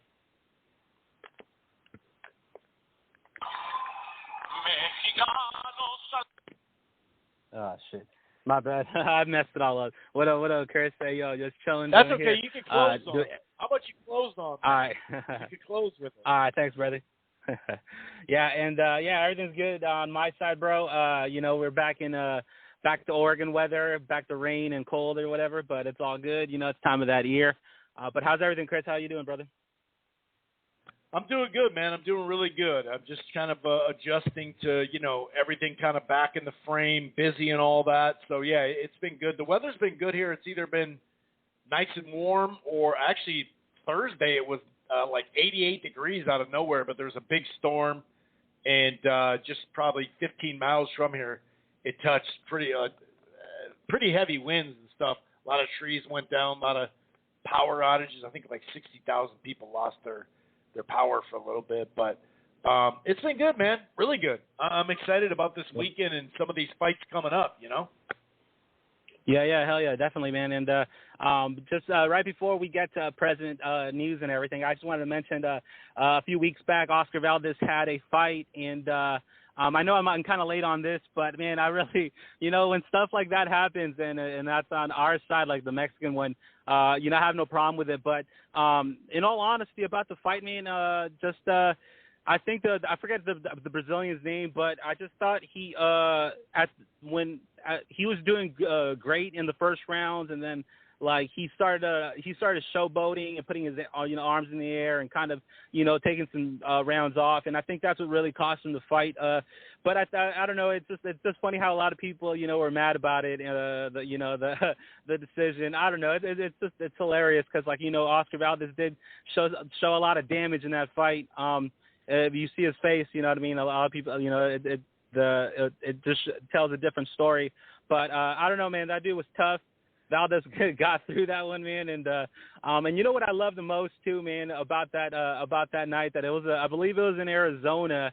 So like, you know, when things like that, like, you know, you're in a different state, and especially where it's like heavily Mexican populated, like you gotta take it, you know, bring it to the champion. You gotta, you know, take it from him. You gotta be like, you know, bring the fight to him, make him crumble. You know what I mean? And there was times where that Brazilian was doing really great. If you know, when he was throwing some right hands that pushed him really back.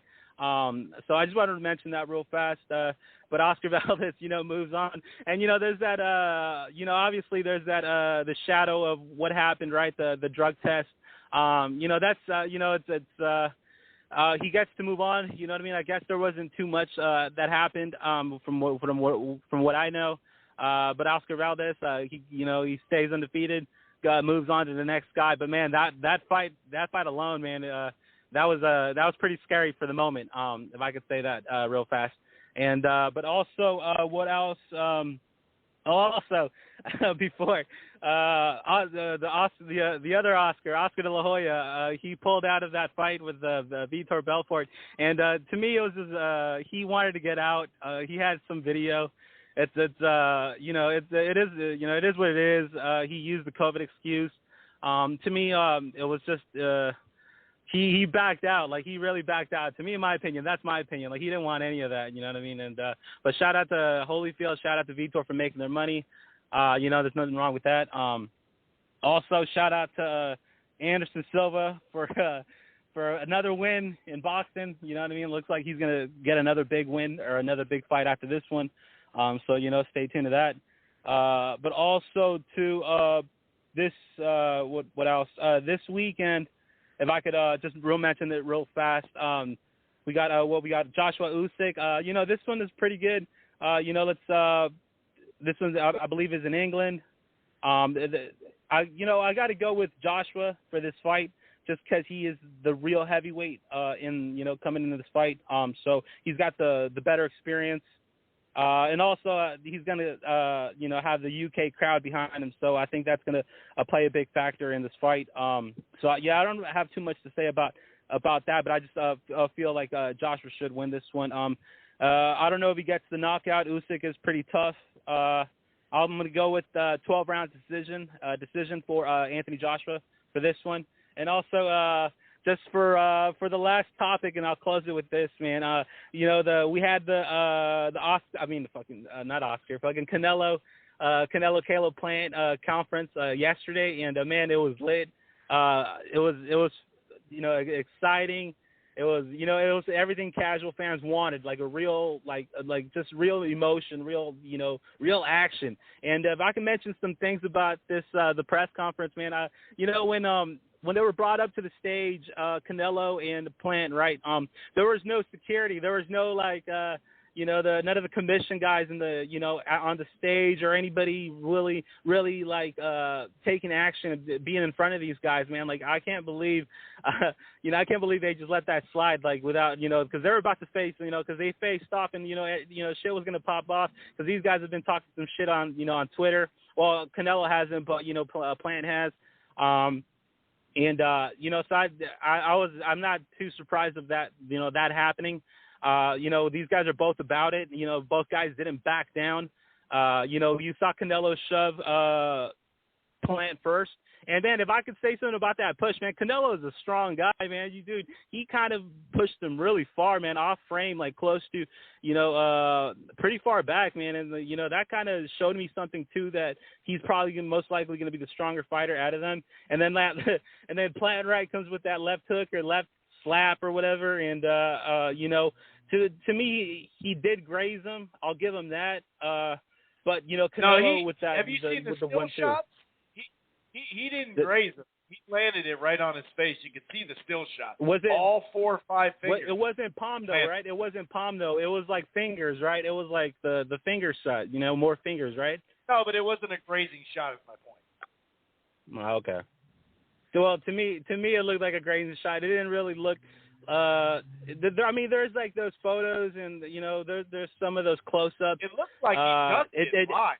Looked like he ducked it live though. It didn't look like it had contact live. Yeah. I had to watch it was a quick. The stills.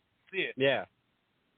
Yeah, definitely, because it was super quick. Because man, all of a sudden you see Canelo, jump up, kind of jump back, and then 1-2 him, which looked kind of more of a palming 1-2 or slapping 1-2. You know what I mean? It wasn't. Right. They both didn't throw fists. But obviously, again, Plant got the worst of it, man, with those 2 cuts underneath the eye, man, underneath that right eye, and I was listening to an interview with ESPN when he mentioned that he believes it was due to the sunglasses that he was wearing. It just hit him, hit him that way. He says it's not that big. Hopefully they're not that big of a cut. That's not that big of a big of a problem leading into this fight because man, anything could happen now. What's up? It's a good spot, though. It's a good spot to get a cut rather than, on your eye, actually, because then that would have been like, oh, shit, dude, Yeah, dude. Like, you imagine if it was just some sort of eye tear or some retina tear, dude, that would have been a lot worse. There would have been, I'm sure there would have been some crazy legal action. Canelo would really have to be on the defense on that one. Yeah. Canelo even said they would have had to postpone it. He agreed with it after he said we would have had to wait. Yeah.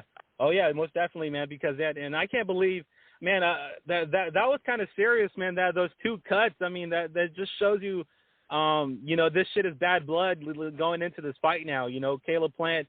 Both guys were talking shit to each other. I believe there was some language barrier there, like lost in translation, kind of dissing, because Canelo, obviously he's a Mexican. He only, his first language is Spanish. So, saying the mother effer, you know what I mean? To him, it's, I'm sure, he said he's before, used that that's term what I don't really get. He just that's what I'm saying. Like, so it's a one-sided lost in translation then, because so he can tell people to go fuck his mom. Or that he's a motherfucker, but he can't be told that. I think he was just mad. I don't really think. I think that was just an excuse for pushing him. I don't believe he actually thought he was talking shit about his mom. Yeah, most definitely, man. Because as much as I like to back up Canelo and say everything positive about him, I do have to agree with you on that one. Just because, like, he used that for an excuse to push him, and so there's not like a lot of back and forth and really give him, because Canelo was the first to exchange. You know what I mean? He was the push set it off. You know what I mean? Right. So he kind of he was more red or his more boiling. You know what I mean? Like he was more mad about the whole situation, but. You know what I mean? So it was more of an excuse, to my opinion. But because, I mean, in all honesty, and, if I can mention, like, he used it against Andrade Bubu. And then he also, and he said this in Spanish. He said, chinga tu madre, to fucking, what's his name, Daniel Jacobs after the weigh-in. So he knows what's up. You know what I mean? This is trash talking. You know what I mean? He's there to get rally people up and get mad, sell pay-per-view, sell tickets. You know what I mean? So, you know what I mean? It's already bad blood. To me, this is already 100% bought, in my opinion. Like, I'm already buying this. Even if it's $100, I'm still buying it. I hope it's a great undercard, but it's I'm still buying it. That's what I'm saying. And but yeah, like just them talking shit.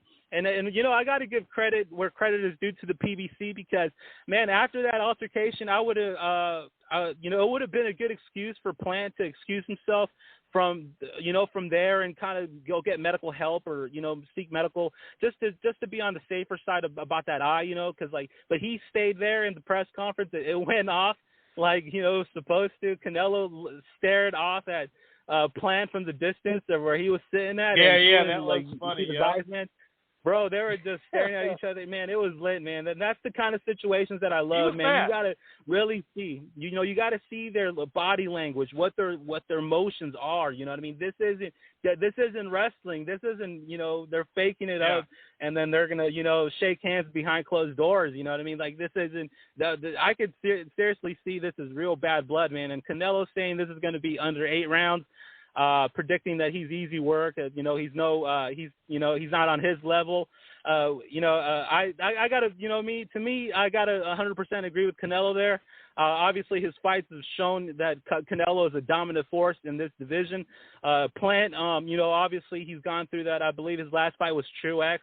I already said what I had to in the previous show about it. I didn't think highly of it.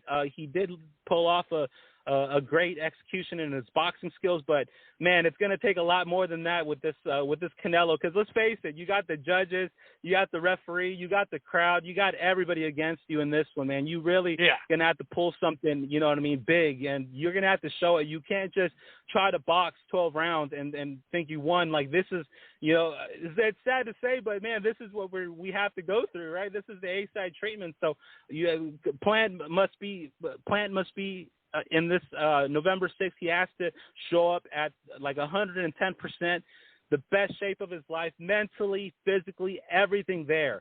But we're gonna, we have to wait and see. That's the thing. So, and I can't wait, man. This is after this press conference. You know what I mean? They don't have to do any more world tours, a Mexico tour, East Coast tour, West Coast tour. That was it for me, bro. It was lit, man. All that situation, you know what I mean? And I love this whole back and forth between, the fans, Canelo fans, Plant fans, PBC fans, Canelo fans. This is sick, man. This is rally up. And you got to give it to the PBC, Showtime, and Steven Espinoza for pulling this one off and getting this one because, man, in all honesty, I wasn't 100% behind Jake Paul. That pay-per-view, but I still bought it just because the entertainment-wise. But I'm glad to see that Showtime has picked up, more boxing in a competitive way than freak fights or entertainment fights. You know what I mean?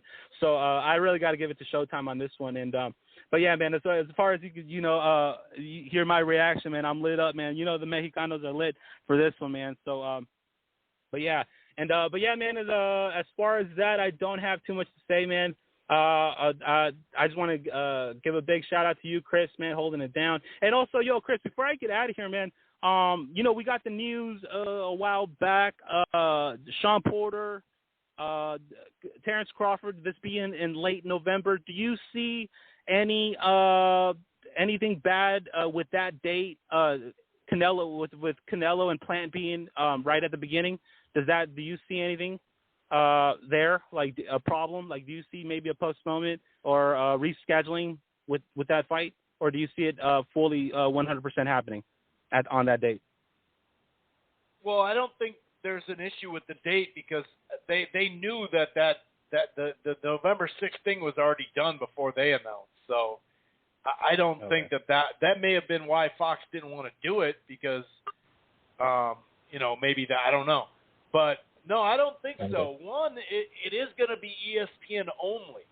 So they have their own stratosphere with NFL and college football and then just stuff going on during the week and also playoffs for baseball and whatnot. I think they have some of that.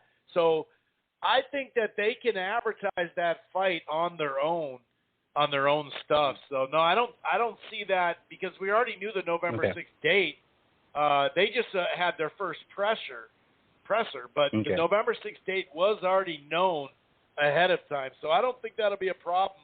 And like I said, it's only ESPN. It has nothing to do with Showtime, nothing to do with Fox. So I mean, don't get me wrong, it could get pushed back for other stuff, but I don't think that is going to be the case. Oh, okay. And I'm just hoping, man, because I was seeing like 2 pay-per-views in 1 month. I don't know, you know what I mean? And then with December coming up, you know what I mean, the holidays, like it's I don't know, to me, I would have just thought better. Okay. Definitely not ideal. Well, that was okay. But yeah, man, as far as that, I hope it does happen. I'm a big fan of this Crawford Porter fight. That one's really exciting. Just because it's Porter this time. So if I can mention that real fast. And but yeah, man, as far as that, I don't have too much to say. Chris, I just want to thank you, man. It's been a while. It's been a while since I've been on the show, man. Thank you for giving me a text and then letting me know about the show, bro. Shout out to the Rope a Dope Radio and Viva Mexico, cabrones. Yes, sir. You gonna do the outro or what? There we go. El acero apretado y el brigón, y retiembla en sus centros la tierra al sonoro rugir del cañón. Y retiembla en sus centros la tierra al sonoro del cañón. Ciño patria tus sienes de oliva, de la paz del arcángel divino, que en el cielo tu eterno destino por el dedo de Dios escribió. Mas si osare un extraño enemigo profanar con sus plantas tu suelo, pienso patria querida que el cielo un soldado en cada hijo te dio, un soldado en cada hijo te dio. Mexicanos al grito de guerra, el acero aprestad y el brigón, y retiembla en sus centros la tierra al sonoro rugir del cañón. Y retiembla en sus centros la tierra al sonoro rugir del cañón. ¡Viva México! Hell yeah, man. You take it easy. Have a good one. Alrighty, man. That song gets me every time, dude. That song gets me every single solitary time. The passion, the authority, the emotion. It just, man, that gets me every time. I love it. All right. Just kind of giving my last takes here, doing the preview prediction. Of course, we'll do the current fight news is out there. There's a variety of it. And then, some other news as well. And then, of course, the Twitter segment. But just kind of looking at Alexander Usyk, I'm on BoxRec right now. And, he fought in October 2019. That was his first heavyweight fight. So it was just short of a year after the Tony Bellew. And then it was another year before he fought Derek Chisora, and that was Halloween last year. So from 2019, flash forward 2 years, that's pretty crazy. And if you back it up to the November 2018, he's only had 2 fights. Chaz Witherspoon, where he didn't look good at all, and Derek Chisora, where, he won it, but I don't know. There's something about the way he was taking those shots, and I'm not saying, oh my God, he was out on his feet the whole time and he was lucky to survive. Nothing like that. He won that fight, but he didn't look that great doing it. And maybe this last, under a year has helped him, like I said, build that body and maintain it. Maybe this time frame really helps you settle into that weight. And maybe John, what he was saying earlier, about fighting at heavyweight before and fighting a Joe Joyce and Junior Fa and all the things he said, he makes a lot of good points, And I am interested to see what Joshua looks like body-wise, because like I said, the footage and the video can be misleading, but he does look a little lean down more. He really does. The key thing, though, will be the consistent movement. That jab, both of them love the jab. The jab, obviously, for Usyk, I'm speaking of, like I said, the consistent movement. AJ doesn't come wild at you and come forward and all that. He likes to fight at range. He actually doesn't cut the ring off all that well. And that's why I mentioned the Parker fight. There was times where Parker was on the outside, and it's like he couldn't set up shop to land his big shots. He would land maybe one at a time, but he really likes you right in front of you. Then he can look very, very good, very sharp, very accurate, and all that with his offensive display, speaking of AJ. But that jab, the movement, obviously the defense, and you're gonna have to pot shot. You're gonna have to do some pot shotting. And literally, the reach is not that crazy. Sure, 6'6" and all that for Anthony Joshua compared to, I think, 6'3", but 82 to 78 is not crazy. Especially when I doubt that Joshua is going to be the one sitting on the outside using that reach, Getting on the inside and getting all the way in and doing some of the stuff maybe he did with Hunter, I think you could mix some of that in. But he took a lot of shots in that Hunter fight, and I don't think you want to take those type of shots with AJ because he is a power puncher, even like John said. But yeah, the pot shots, he's going to have to make him, pay for the mistakes Usyk is. And how many times have we seen him move the whole fight? There's times where at range and maybe a little movement, he's looked phenomenal. I mean, Bellew had a little success coming forward against him, whatever. But I don't know. I really think it'll be more of a chess match, Like I was saying earlier about the jabs, the Compibach jabs, and the percentage. They're going to try to jab each other's head off, right? And, speaking of counters, when he does do that at range, AJ, when he does that at range go gadget from a distance right uppercut that John spoke of too, he's going to have to make him pay for that. He's definitely going to. Now, it doesn't mean you got to linger and brawl with him.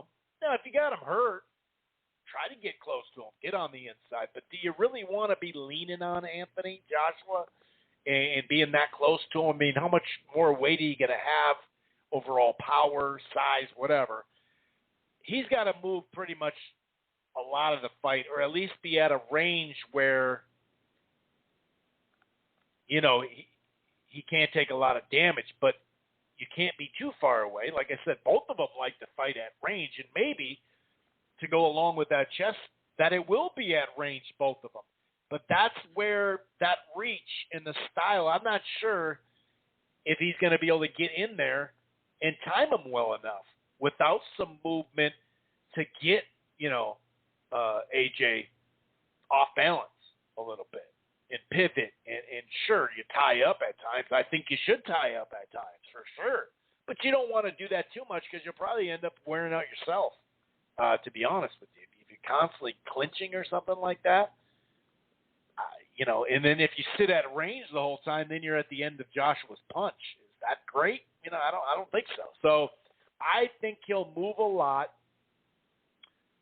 I'm not saying the first 3 rounds he's going to be circling him on his bike, on his 10-speed and all that. I'm not necessarily saying that because I could see Joshua being very patient to start this out. I think it'll be kind of what people will be saying as a boring fight in the first couple minutes, first couple rounds. I don't know, but I just think that it'll be kind of chopping down a tree slowly but surely, and Joshua will wear him down enough to see the difference. If Chisora, and I mean by the landing power and what it does to the body and slowing you down, and obviously, Joshua doesn't want to make a living at going to the body, but obviously, maybe during the tie-up, punch him on the hip, that type of thing. Slow him down, wear him down.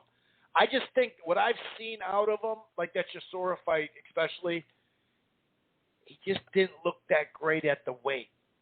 And it seemed like there's just times where it's, I don't know, and then if he's got to move the whole time with this new weight, that just kind of seems like he's going to gas a little bit. I'm not saying that Usyk has this long history of gassing, but I'm going to go a decision.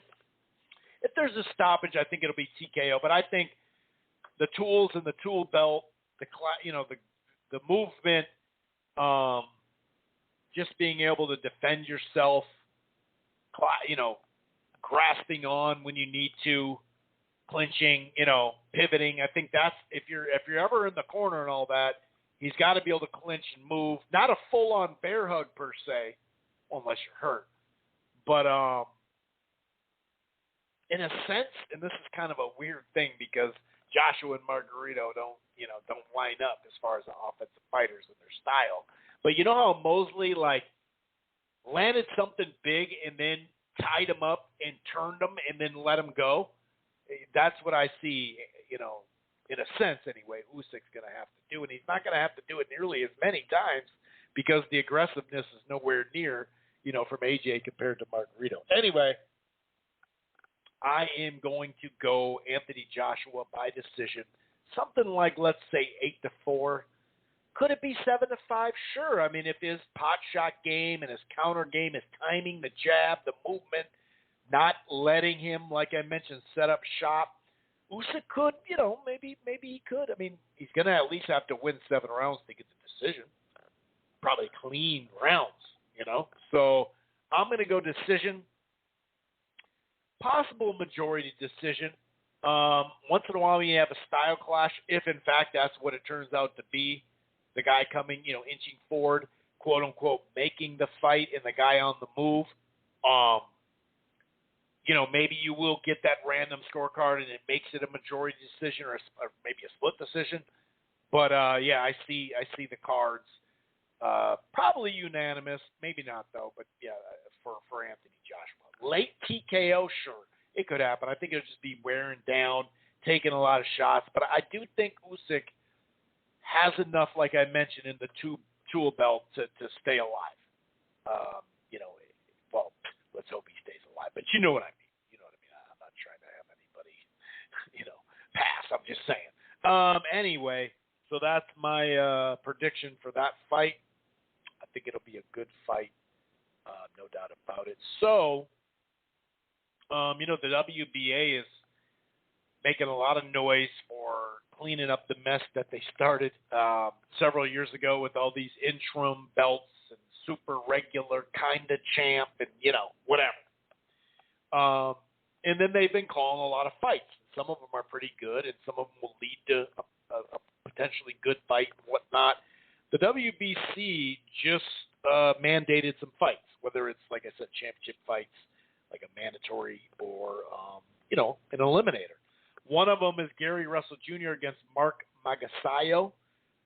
Magsayo, I think it is, Sayo, which could be an interesting fight to an extent. He's a mandatory now for that 126 belt. Eduardo Ramirez. And I like this fight a lot. What is it? The Lamanita?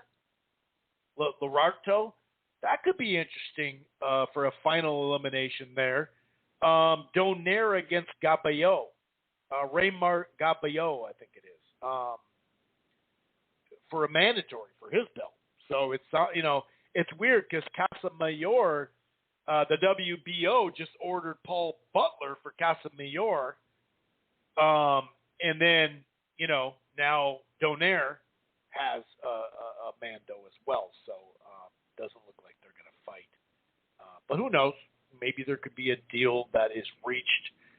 Just to kind of follow up on that, because Donaire kind of came out and, made it known that he's ducking. That's what he said.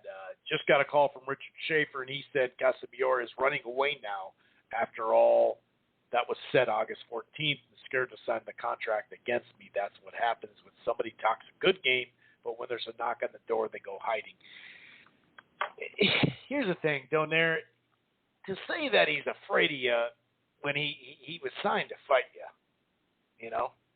and as it turned out, he did get his paperwork in on time. And remember, Donaire, I love Donaire in a lot of ways. We had him on the show years ago when it was that interview format, and the only thing I had to say about that, some of the stuff that their side, Casamayor and his team, were saying were disrespectful or a variety of things. I get that. And he tried to talk like he was going to, his respect and zero tolerance. And, you gotta be more respectful. I'm going to take the high road. But then he turned around and didn't take the high road a couple different times. So that kind of made me scratch my head a little bit. Like, well, dude, if you're saying we should be more respectful in boxing, which, this is boxing, by the way. But then he turns around and calls him, he's a coward now. He's scared to sign the fight. Well, he was ready to fight you, dude. So it just, I don't know. Like I said, I love Donaire to death as a fighter, but to me, it's kind of in between. It's like, take the high road or don't, dude. But don't tell everybody to take the high road and then don't take it yourself. Like, it's a little funky to me, to be honest with you. Now, Gibbons did come back and say, no, that's not true. There's still talks, yada, yada, yada. You know what I mean? So, but, I don't know what the talks would lead to now because we do have a scenario where they just both now have fights. So I'm not really sure exactly, how that's going to go. But it is what it is. Actually, someone sent me that. Oh, here we go. Richard Schaefer tells ESPN he was informed by Al Heyman that he's rejected it, that Casamore's rejected the title for unification.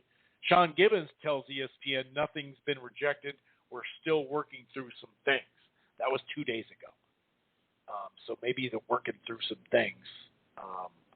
Is that? I don't know. Speaking of Richard Schaefer, it sounds like he's going to go – he's getting back into promoting, but it's going to be more around the world promoting. That's what he said. 80 to 90% of his cards are going to be outside the U.S. He wants to promote, co-promote, or sponsor 100 events. He just started a new company. Harrison Whitman, a key deal maker, this is Coppinger, at Top Rank for 5+ years, who left the company last year, will serve as chief strategy and legal officer. Probellium, is that what it is? Eric Winter, former media executive at Yahoo Sports and UFC, is COO. There will be also a digital platform, so we'll see, what he does with that.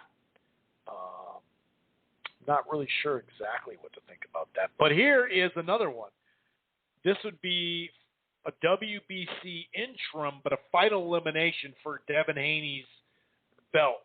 We talk about the WBO and shit on for great reason, but the WBC at lightweight is just a mess. They got a franchise belt, they got an emailed belt, and then they got an interim belt. So, like I said, attack the WBL we want, but let's be honest here. But Joseph Diaz Jr. and Ryan Garcia are in talks, which would be a damn good fight. And it sounds like they want to close the year with it, I believe in October or December. Sign me up for that one. I like that a whole lot. I think that's great. I think, like I said, I'm down for that fight. I think it's a really, really good fight. And, I'll love it. But Eddie Hearn said some pretty funny stuff about the fight being ordered. Have you ever known anything more farcical? I have. It's just ridiculous. What's the point of having a final eliminator? And he is making a point because some final eliminators will be for another final eliminator, and then it is kind of messed up. But two guys duck Devin Haney, and you make them fight each other. It's a duck off. That's what he said, pro fans. But if they're going to fight each other, we can say duck all we want. That's fine. I get it. But I do want to remember that that's still a good fight. Let's not get too out of hand here. Here's another one for Coppinger. Golovkin and Murata have agreed to a middleweight title unification bout December 28th in Japan. We've heard about this for quite some time. This is the strange part. Sides are waiting for DAZN sign-off to push forward. It's like, how long have we heard about this damn fight? Why would they need DAZN? And this is sources, so this doesn't mean it's factual, But to me, it's like, well, if they got to wait to see if DAZN's going to put up the money for this, what the hell have we been waiting all this time, for Golovkin to fight then? It's really weird. By the way, we mentioned this earlier. John did. Anthony Joshua inks a career-long promotional pack with Eddie Hearn, Matchroom Sports. So kudos to him. I'm assuming he'll go to DAZN in the UK after, but who knows? You never know. Also from Cop, Eddie Hearn tells ESPN he plans to stage Michael Soro against Israel Madrimov in November in the U.S., France, or Uzbekistan on DAZN. Matchroom won the rights to the WBA 154-pound title eliminator today with a bid of $245,000. That's a good fight. That is a good fight. I really like that fight. Speaking of some U.S. fights here, Jamal James and Butiev. What is it? Razab? Butiev are going to fight October 30th because the WBA made basically a 4-man tournament, and they put some deadlines on it. And Jake and I actually talked last week about Jamal James fighting in December possibly. Now I assume David Morrell Jr. will be that main event because there is one more card at the Armory. I believe it's on Fox. But there's one more card in December. I've been notified. So they couldn't do it. They couldn't do it in December. It had to be done by a certain date. Both the fights have. But Budiev and Jamal James in Las Vegas at the Virgin Hotels October 30th. This will be showtime. And the co-feature is Jerron Boots Ennis and Thomas Delorme. So those are some interesting fights. I like that. That's a good card. That's pretty dope. That's good. That's another thing that the WBA here can do right and make some good fights. If you're gonna restructure and all that, this is what you got to do. And here's a perfect example, just to kind of read some of that. The 4-man box off at the welterweight division to create a real quote unquote belt at the WBO. Ugas has 119 days to schedule a fight with Stanionis. So Ugas and Stanionis, I believe, will happen in November, if I remember correctly. He's got to fight him by November, and the winners must meet in March, by March 2022. So sign me up for Stanionis and Ugas. They've been moving him nicely, and so I'm excited about that. Parker and Chisora 2, December 18th at the Manchester Arena. It is what it is. I'm not going to diss the fight. It just wasn't that exciting, but it was competitive. So you can make an argument for both guys, so that's why you're not going to see me push back heavy on it. I'm not overly excited about the fight. I'm not going to lie to you. But it was competitive enough. I'm not going to sit here and complain about wanting competitive fights, and then when they deliver one, then I'm going to shit on the rematch. I'm just not going to do that. We heard about, Mikey Garcia's return October 16th. Jesse Rodriguez and Esteban Bermudez is the opener on that. And Elwin Soto and Jonathan Gonzalez, which I think is a good fight. That's going to be interesting. Talking to Boxing Social, Savannah Marshall says a fight with Clarissa Shields is 99% made to take place in the UK. Kind of interesting there. There was talks on Boxing Scene and ESPN about Munguia and Derevchenko as a title eliminator, which I would be all for. But there was reports, I should say, that Munguia withdrew because he's due to face Gabriel Rosado October 23rd or around there on DAZN. But Jake, this was a handful of days ago. Jake did come out and say he hasn't withdrawn. He's just going to revisit. I don't know. But Munguia and Derevchenko, I like that fight. Now, Gabe's having like a little second part to his career. Maybe it's a third or fourth.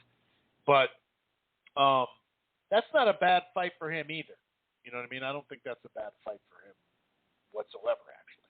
So,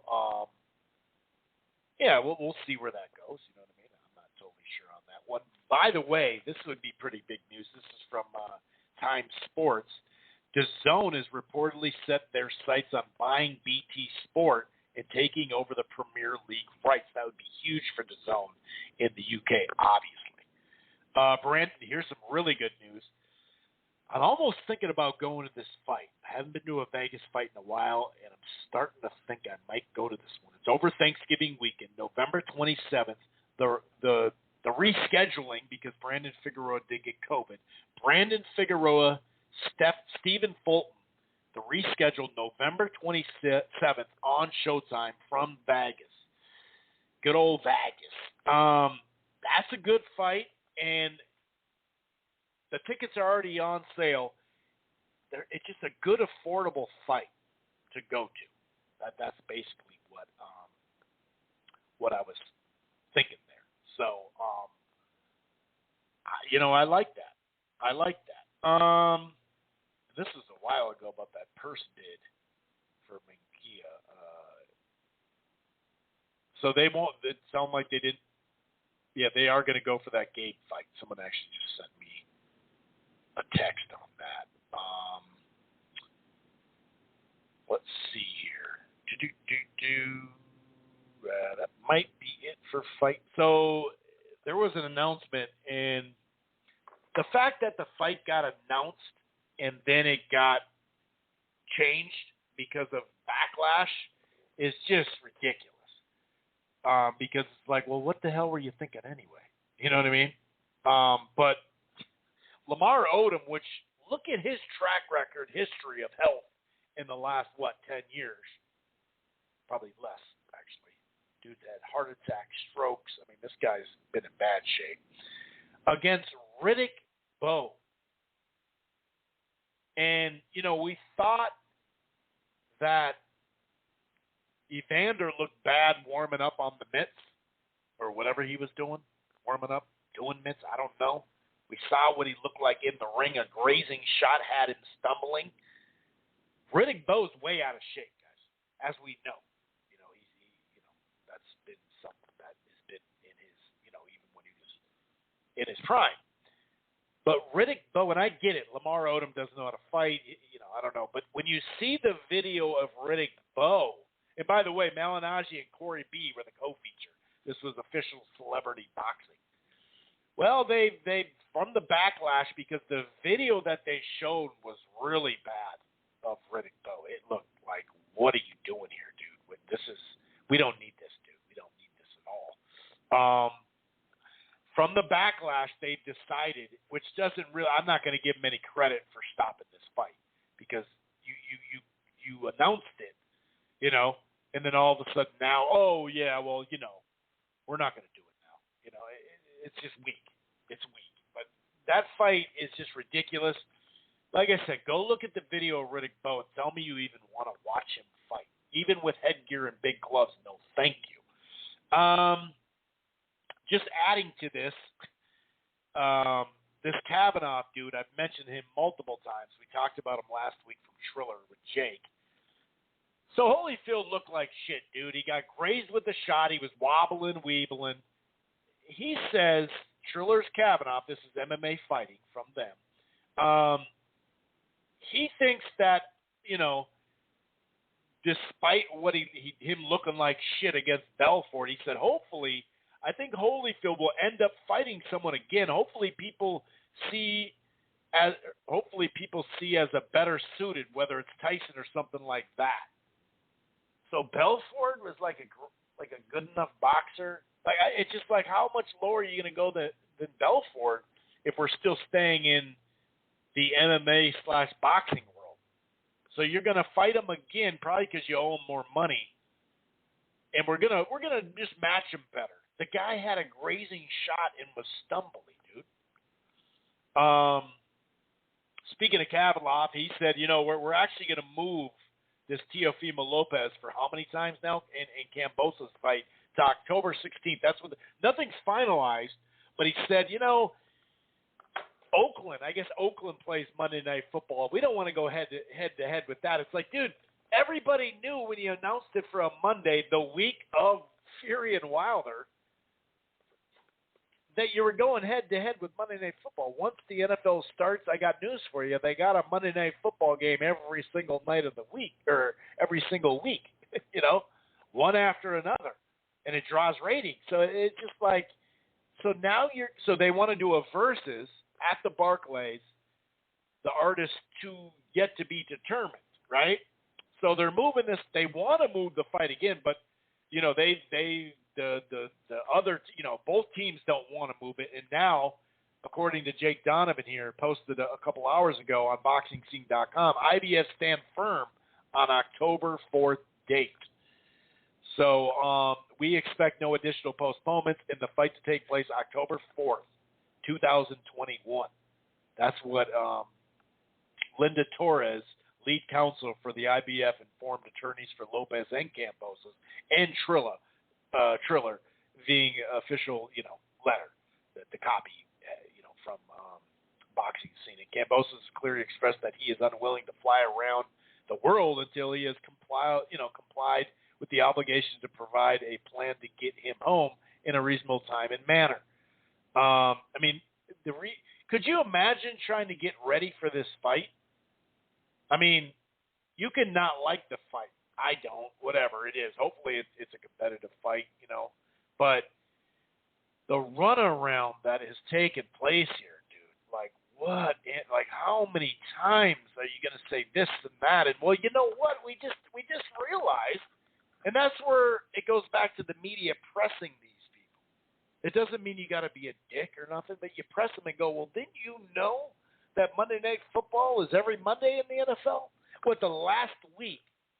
The last week, is that week 18 now because there's 17 games? They don't have a Monday Night Football that last week, right? Because that would give somebody an unfair advantage. I believe they don't do that because they do them on Saturdays by that time. So to sit there and be like, oh, you know what it was is there was Monday Night Football, so we don't want to go ahead. Dude, what are you talking about? We know Monday Night Football was on. Monday Night Football is going to be on. It says it right there in the title.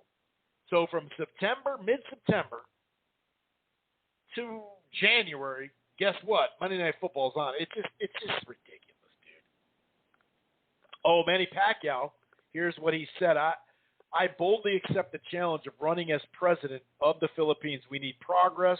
We need to win against poverty. We need a government to serve our people with integrity, compassion, and transparency. The time is now. I'm ready to rise to the challenge of leadership. So good for Manny Pacquiao.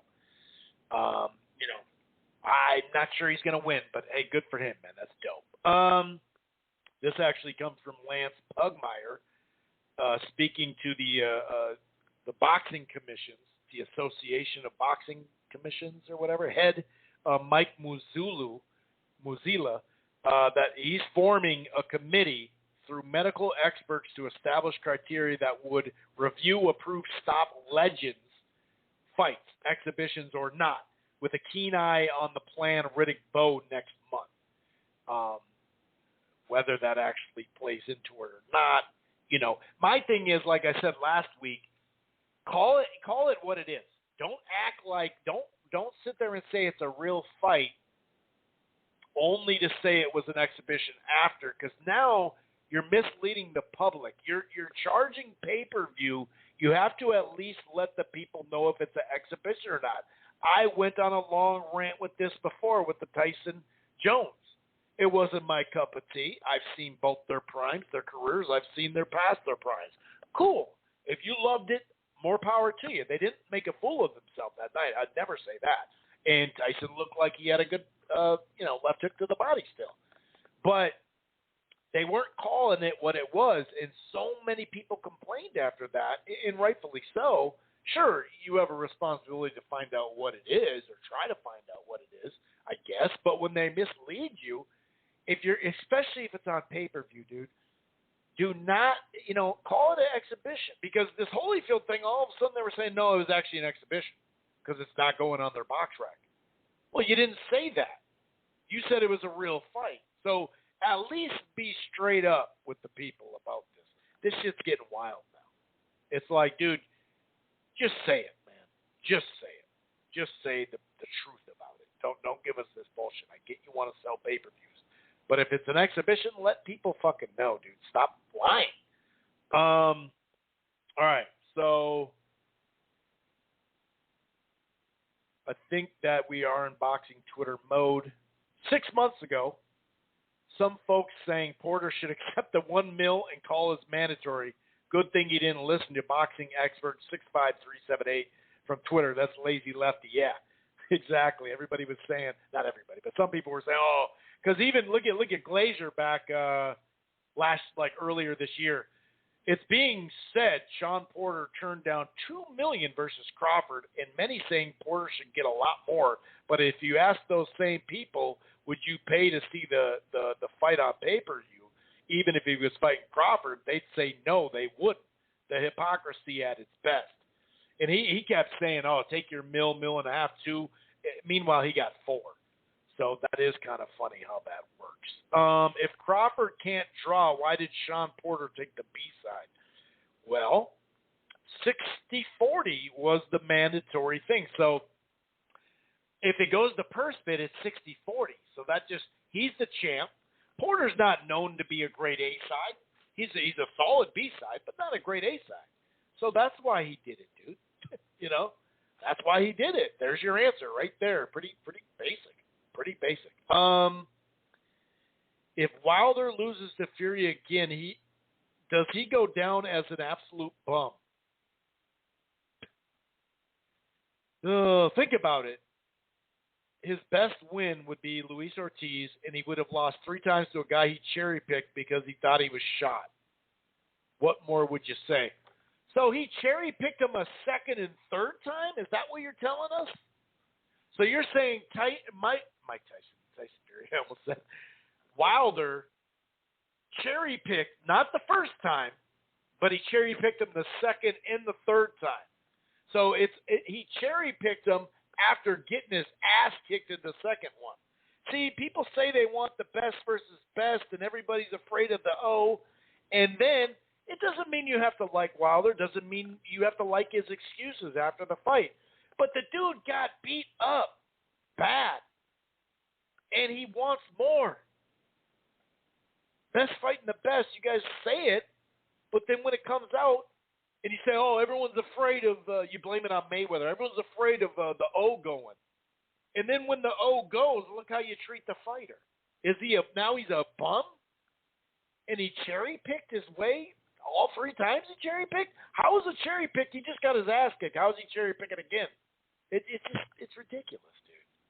It's so ridiculous, man. Some of the same writers that pushed the Fox's getting out of the boxing line all year are now trying to be the first to confirm Fox is committed through 2022. Boxing is wild. Yeah, that is funny. That is a funny one. I think one important key factor to the fight for Usyk is to start fast. Yes, he must start fast. I 100% agree with that. That's a great tweet. He is notorious slow start. Yes, he is. If Usyk gives away those early rounds, as he's prone to do, it could be an uphill climb that he cannot overcome. 100%, man. Jim Cross said that really, really well. He definitely said that well, man. That hit home. That was perfect, man. Totally right. Okay, I think we got one more, then we'll get out of here. Oh, this one's a doozy. The PBC fanboys, hella quiet tonight. The DAZN app fighter, Canelo, came over and bitch slapped Mr. Slick. He's going to take your pay-per-view dollars, stop that idiot, and humble you all. Well done. This is what you asked for. No clowns. It had an American flag. So so Canelo's coming over. Somehow Canelo's the good guy in this. He's going to come over from – he's not a DAZN fighter, because if he was a DAZN fighter, this fight wouldn't be on Showtime. He's a free agent, okay? And he bitch slapped Mr. Slick. That was kind of funny. But now he's going to take your pay-per-view dollars and humble us all. The PBC fanboys are going to be humbled because he's going to take our dollars and go back.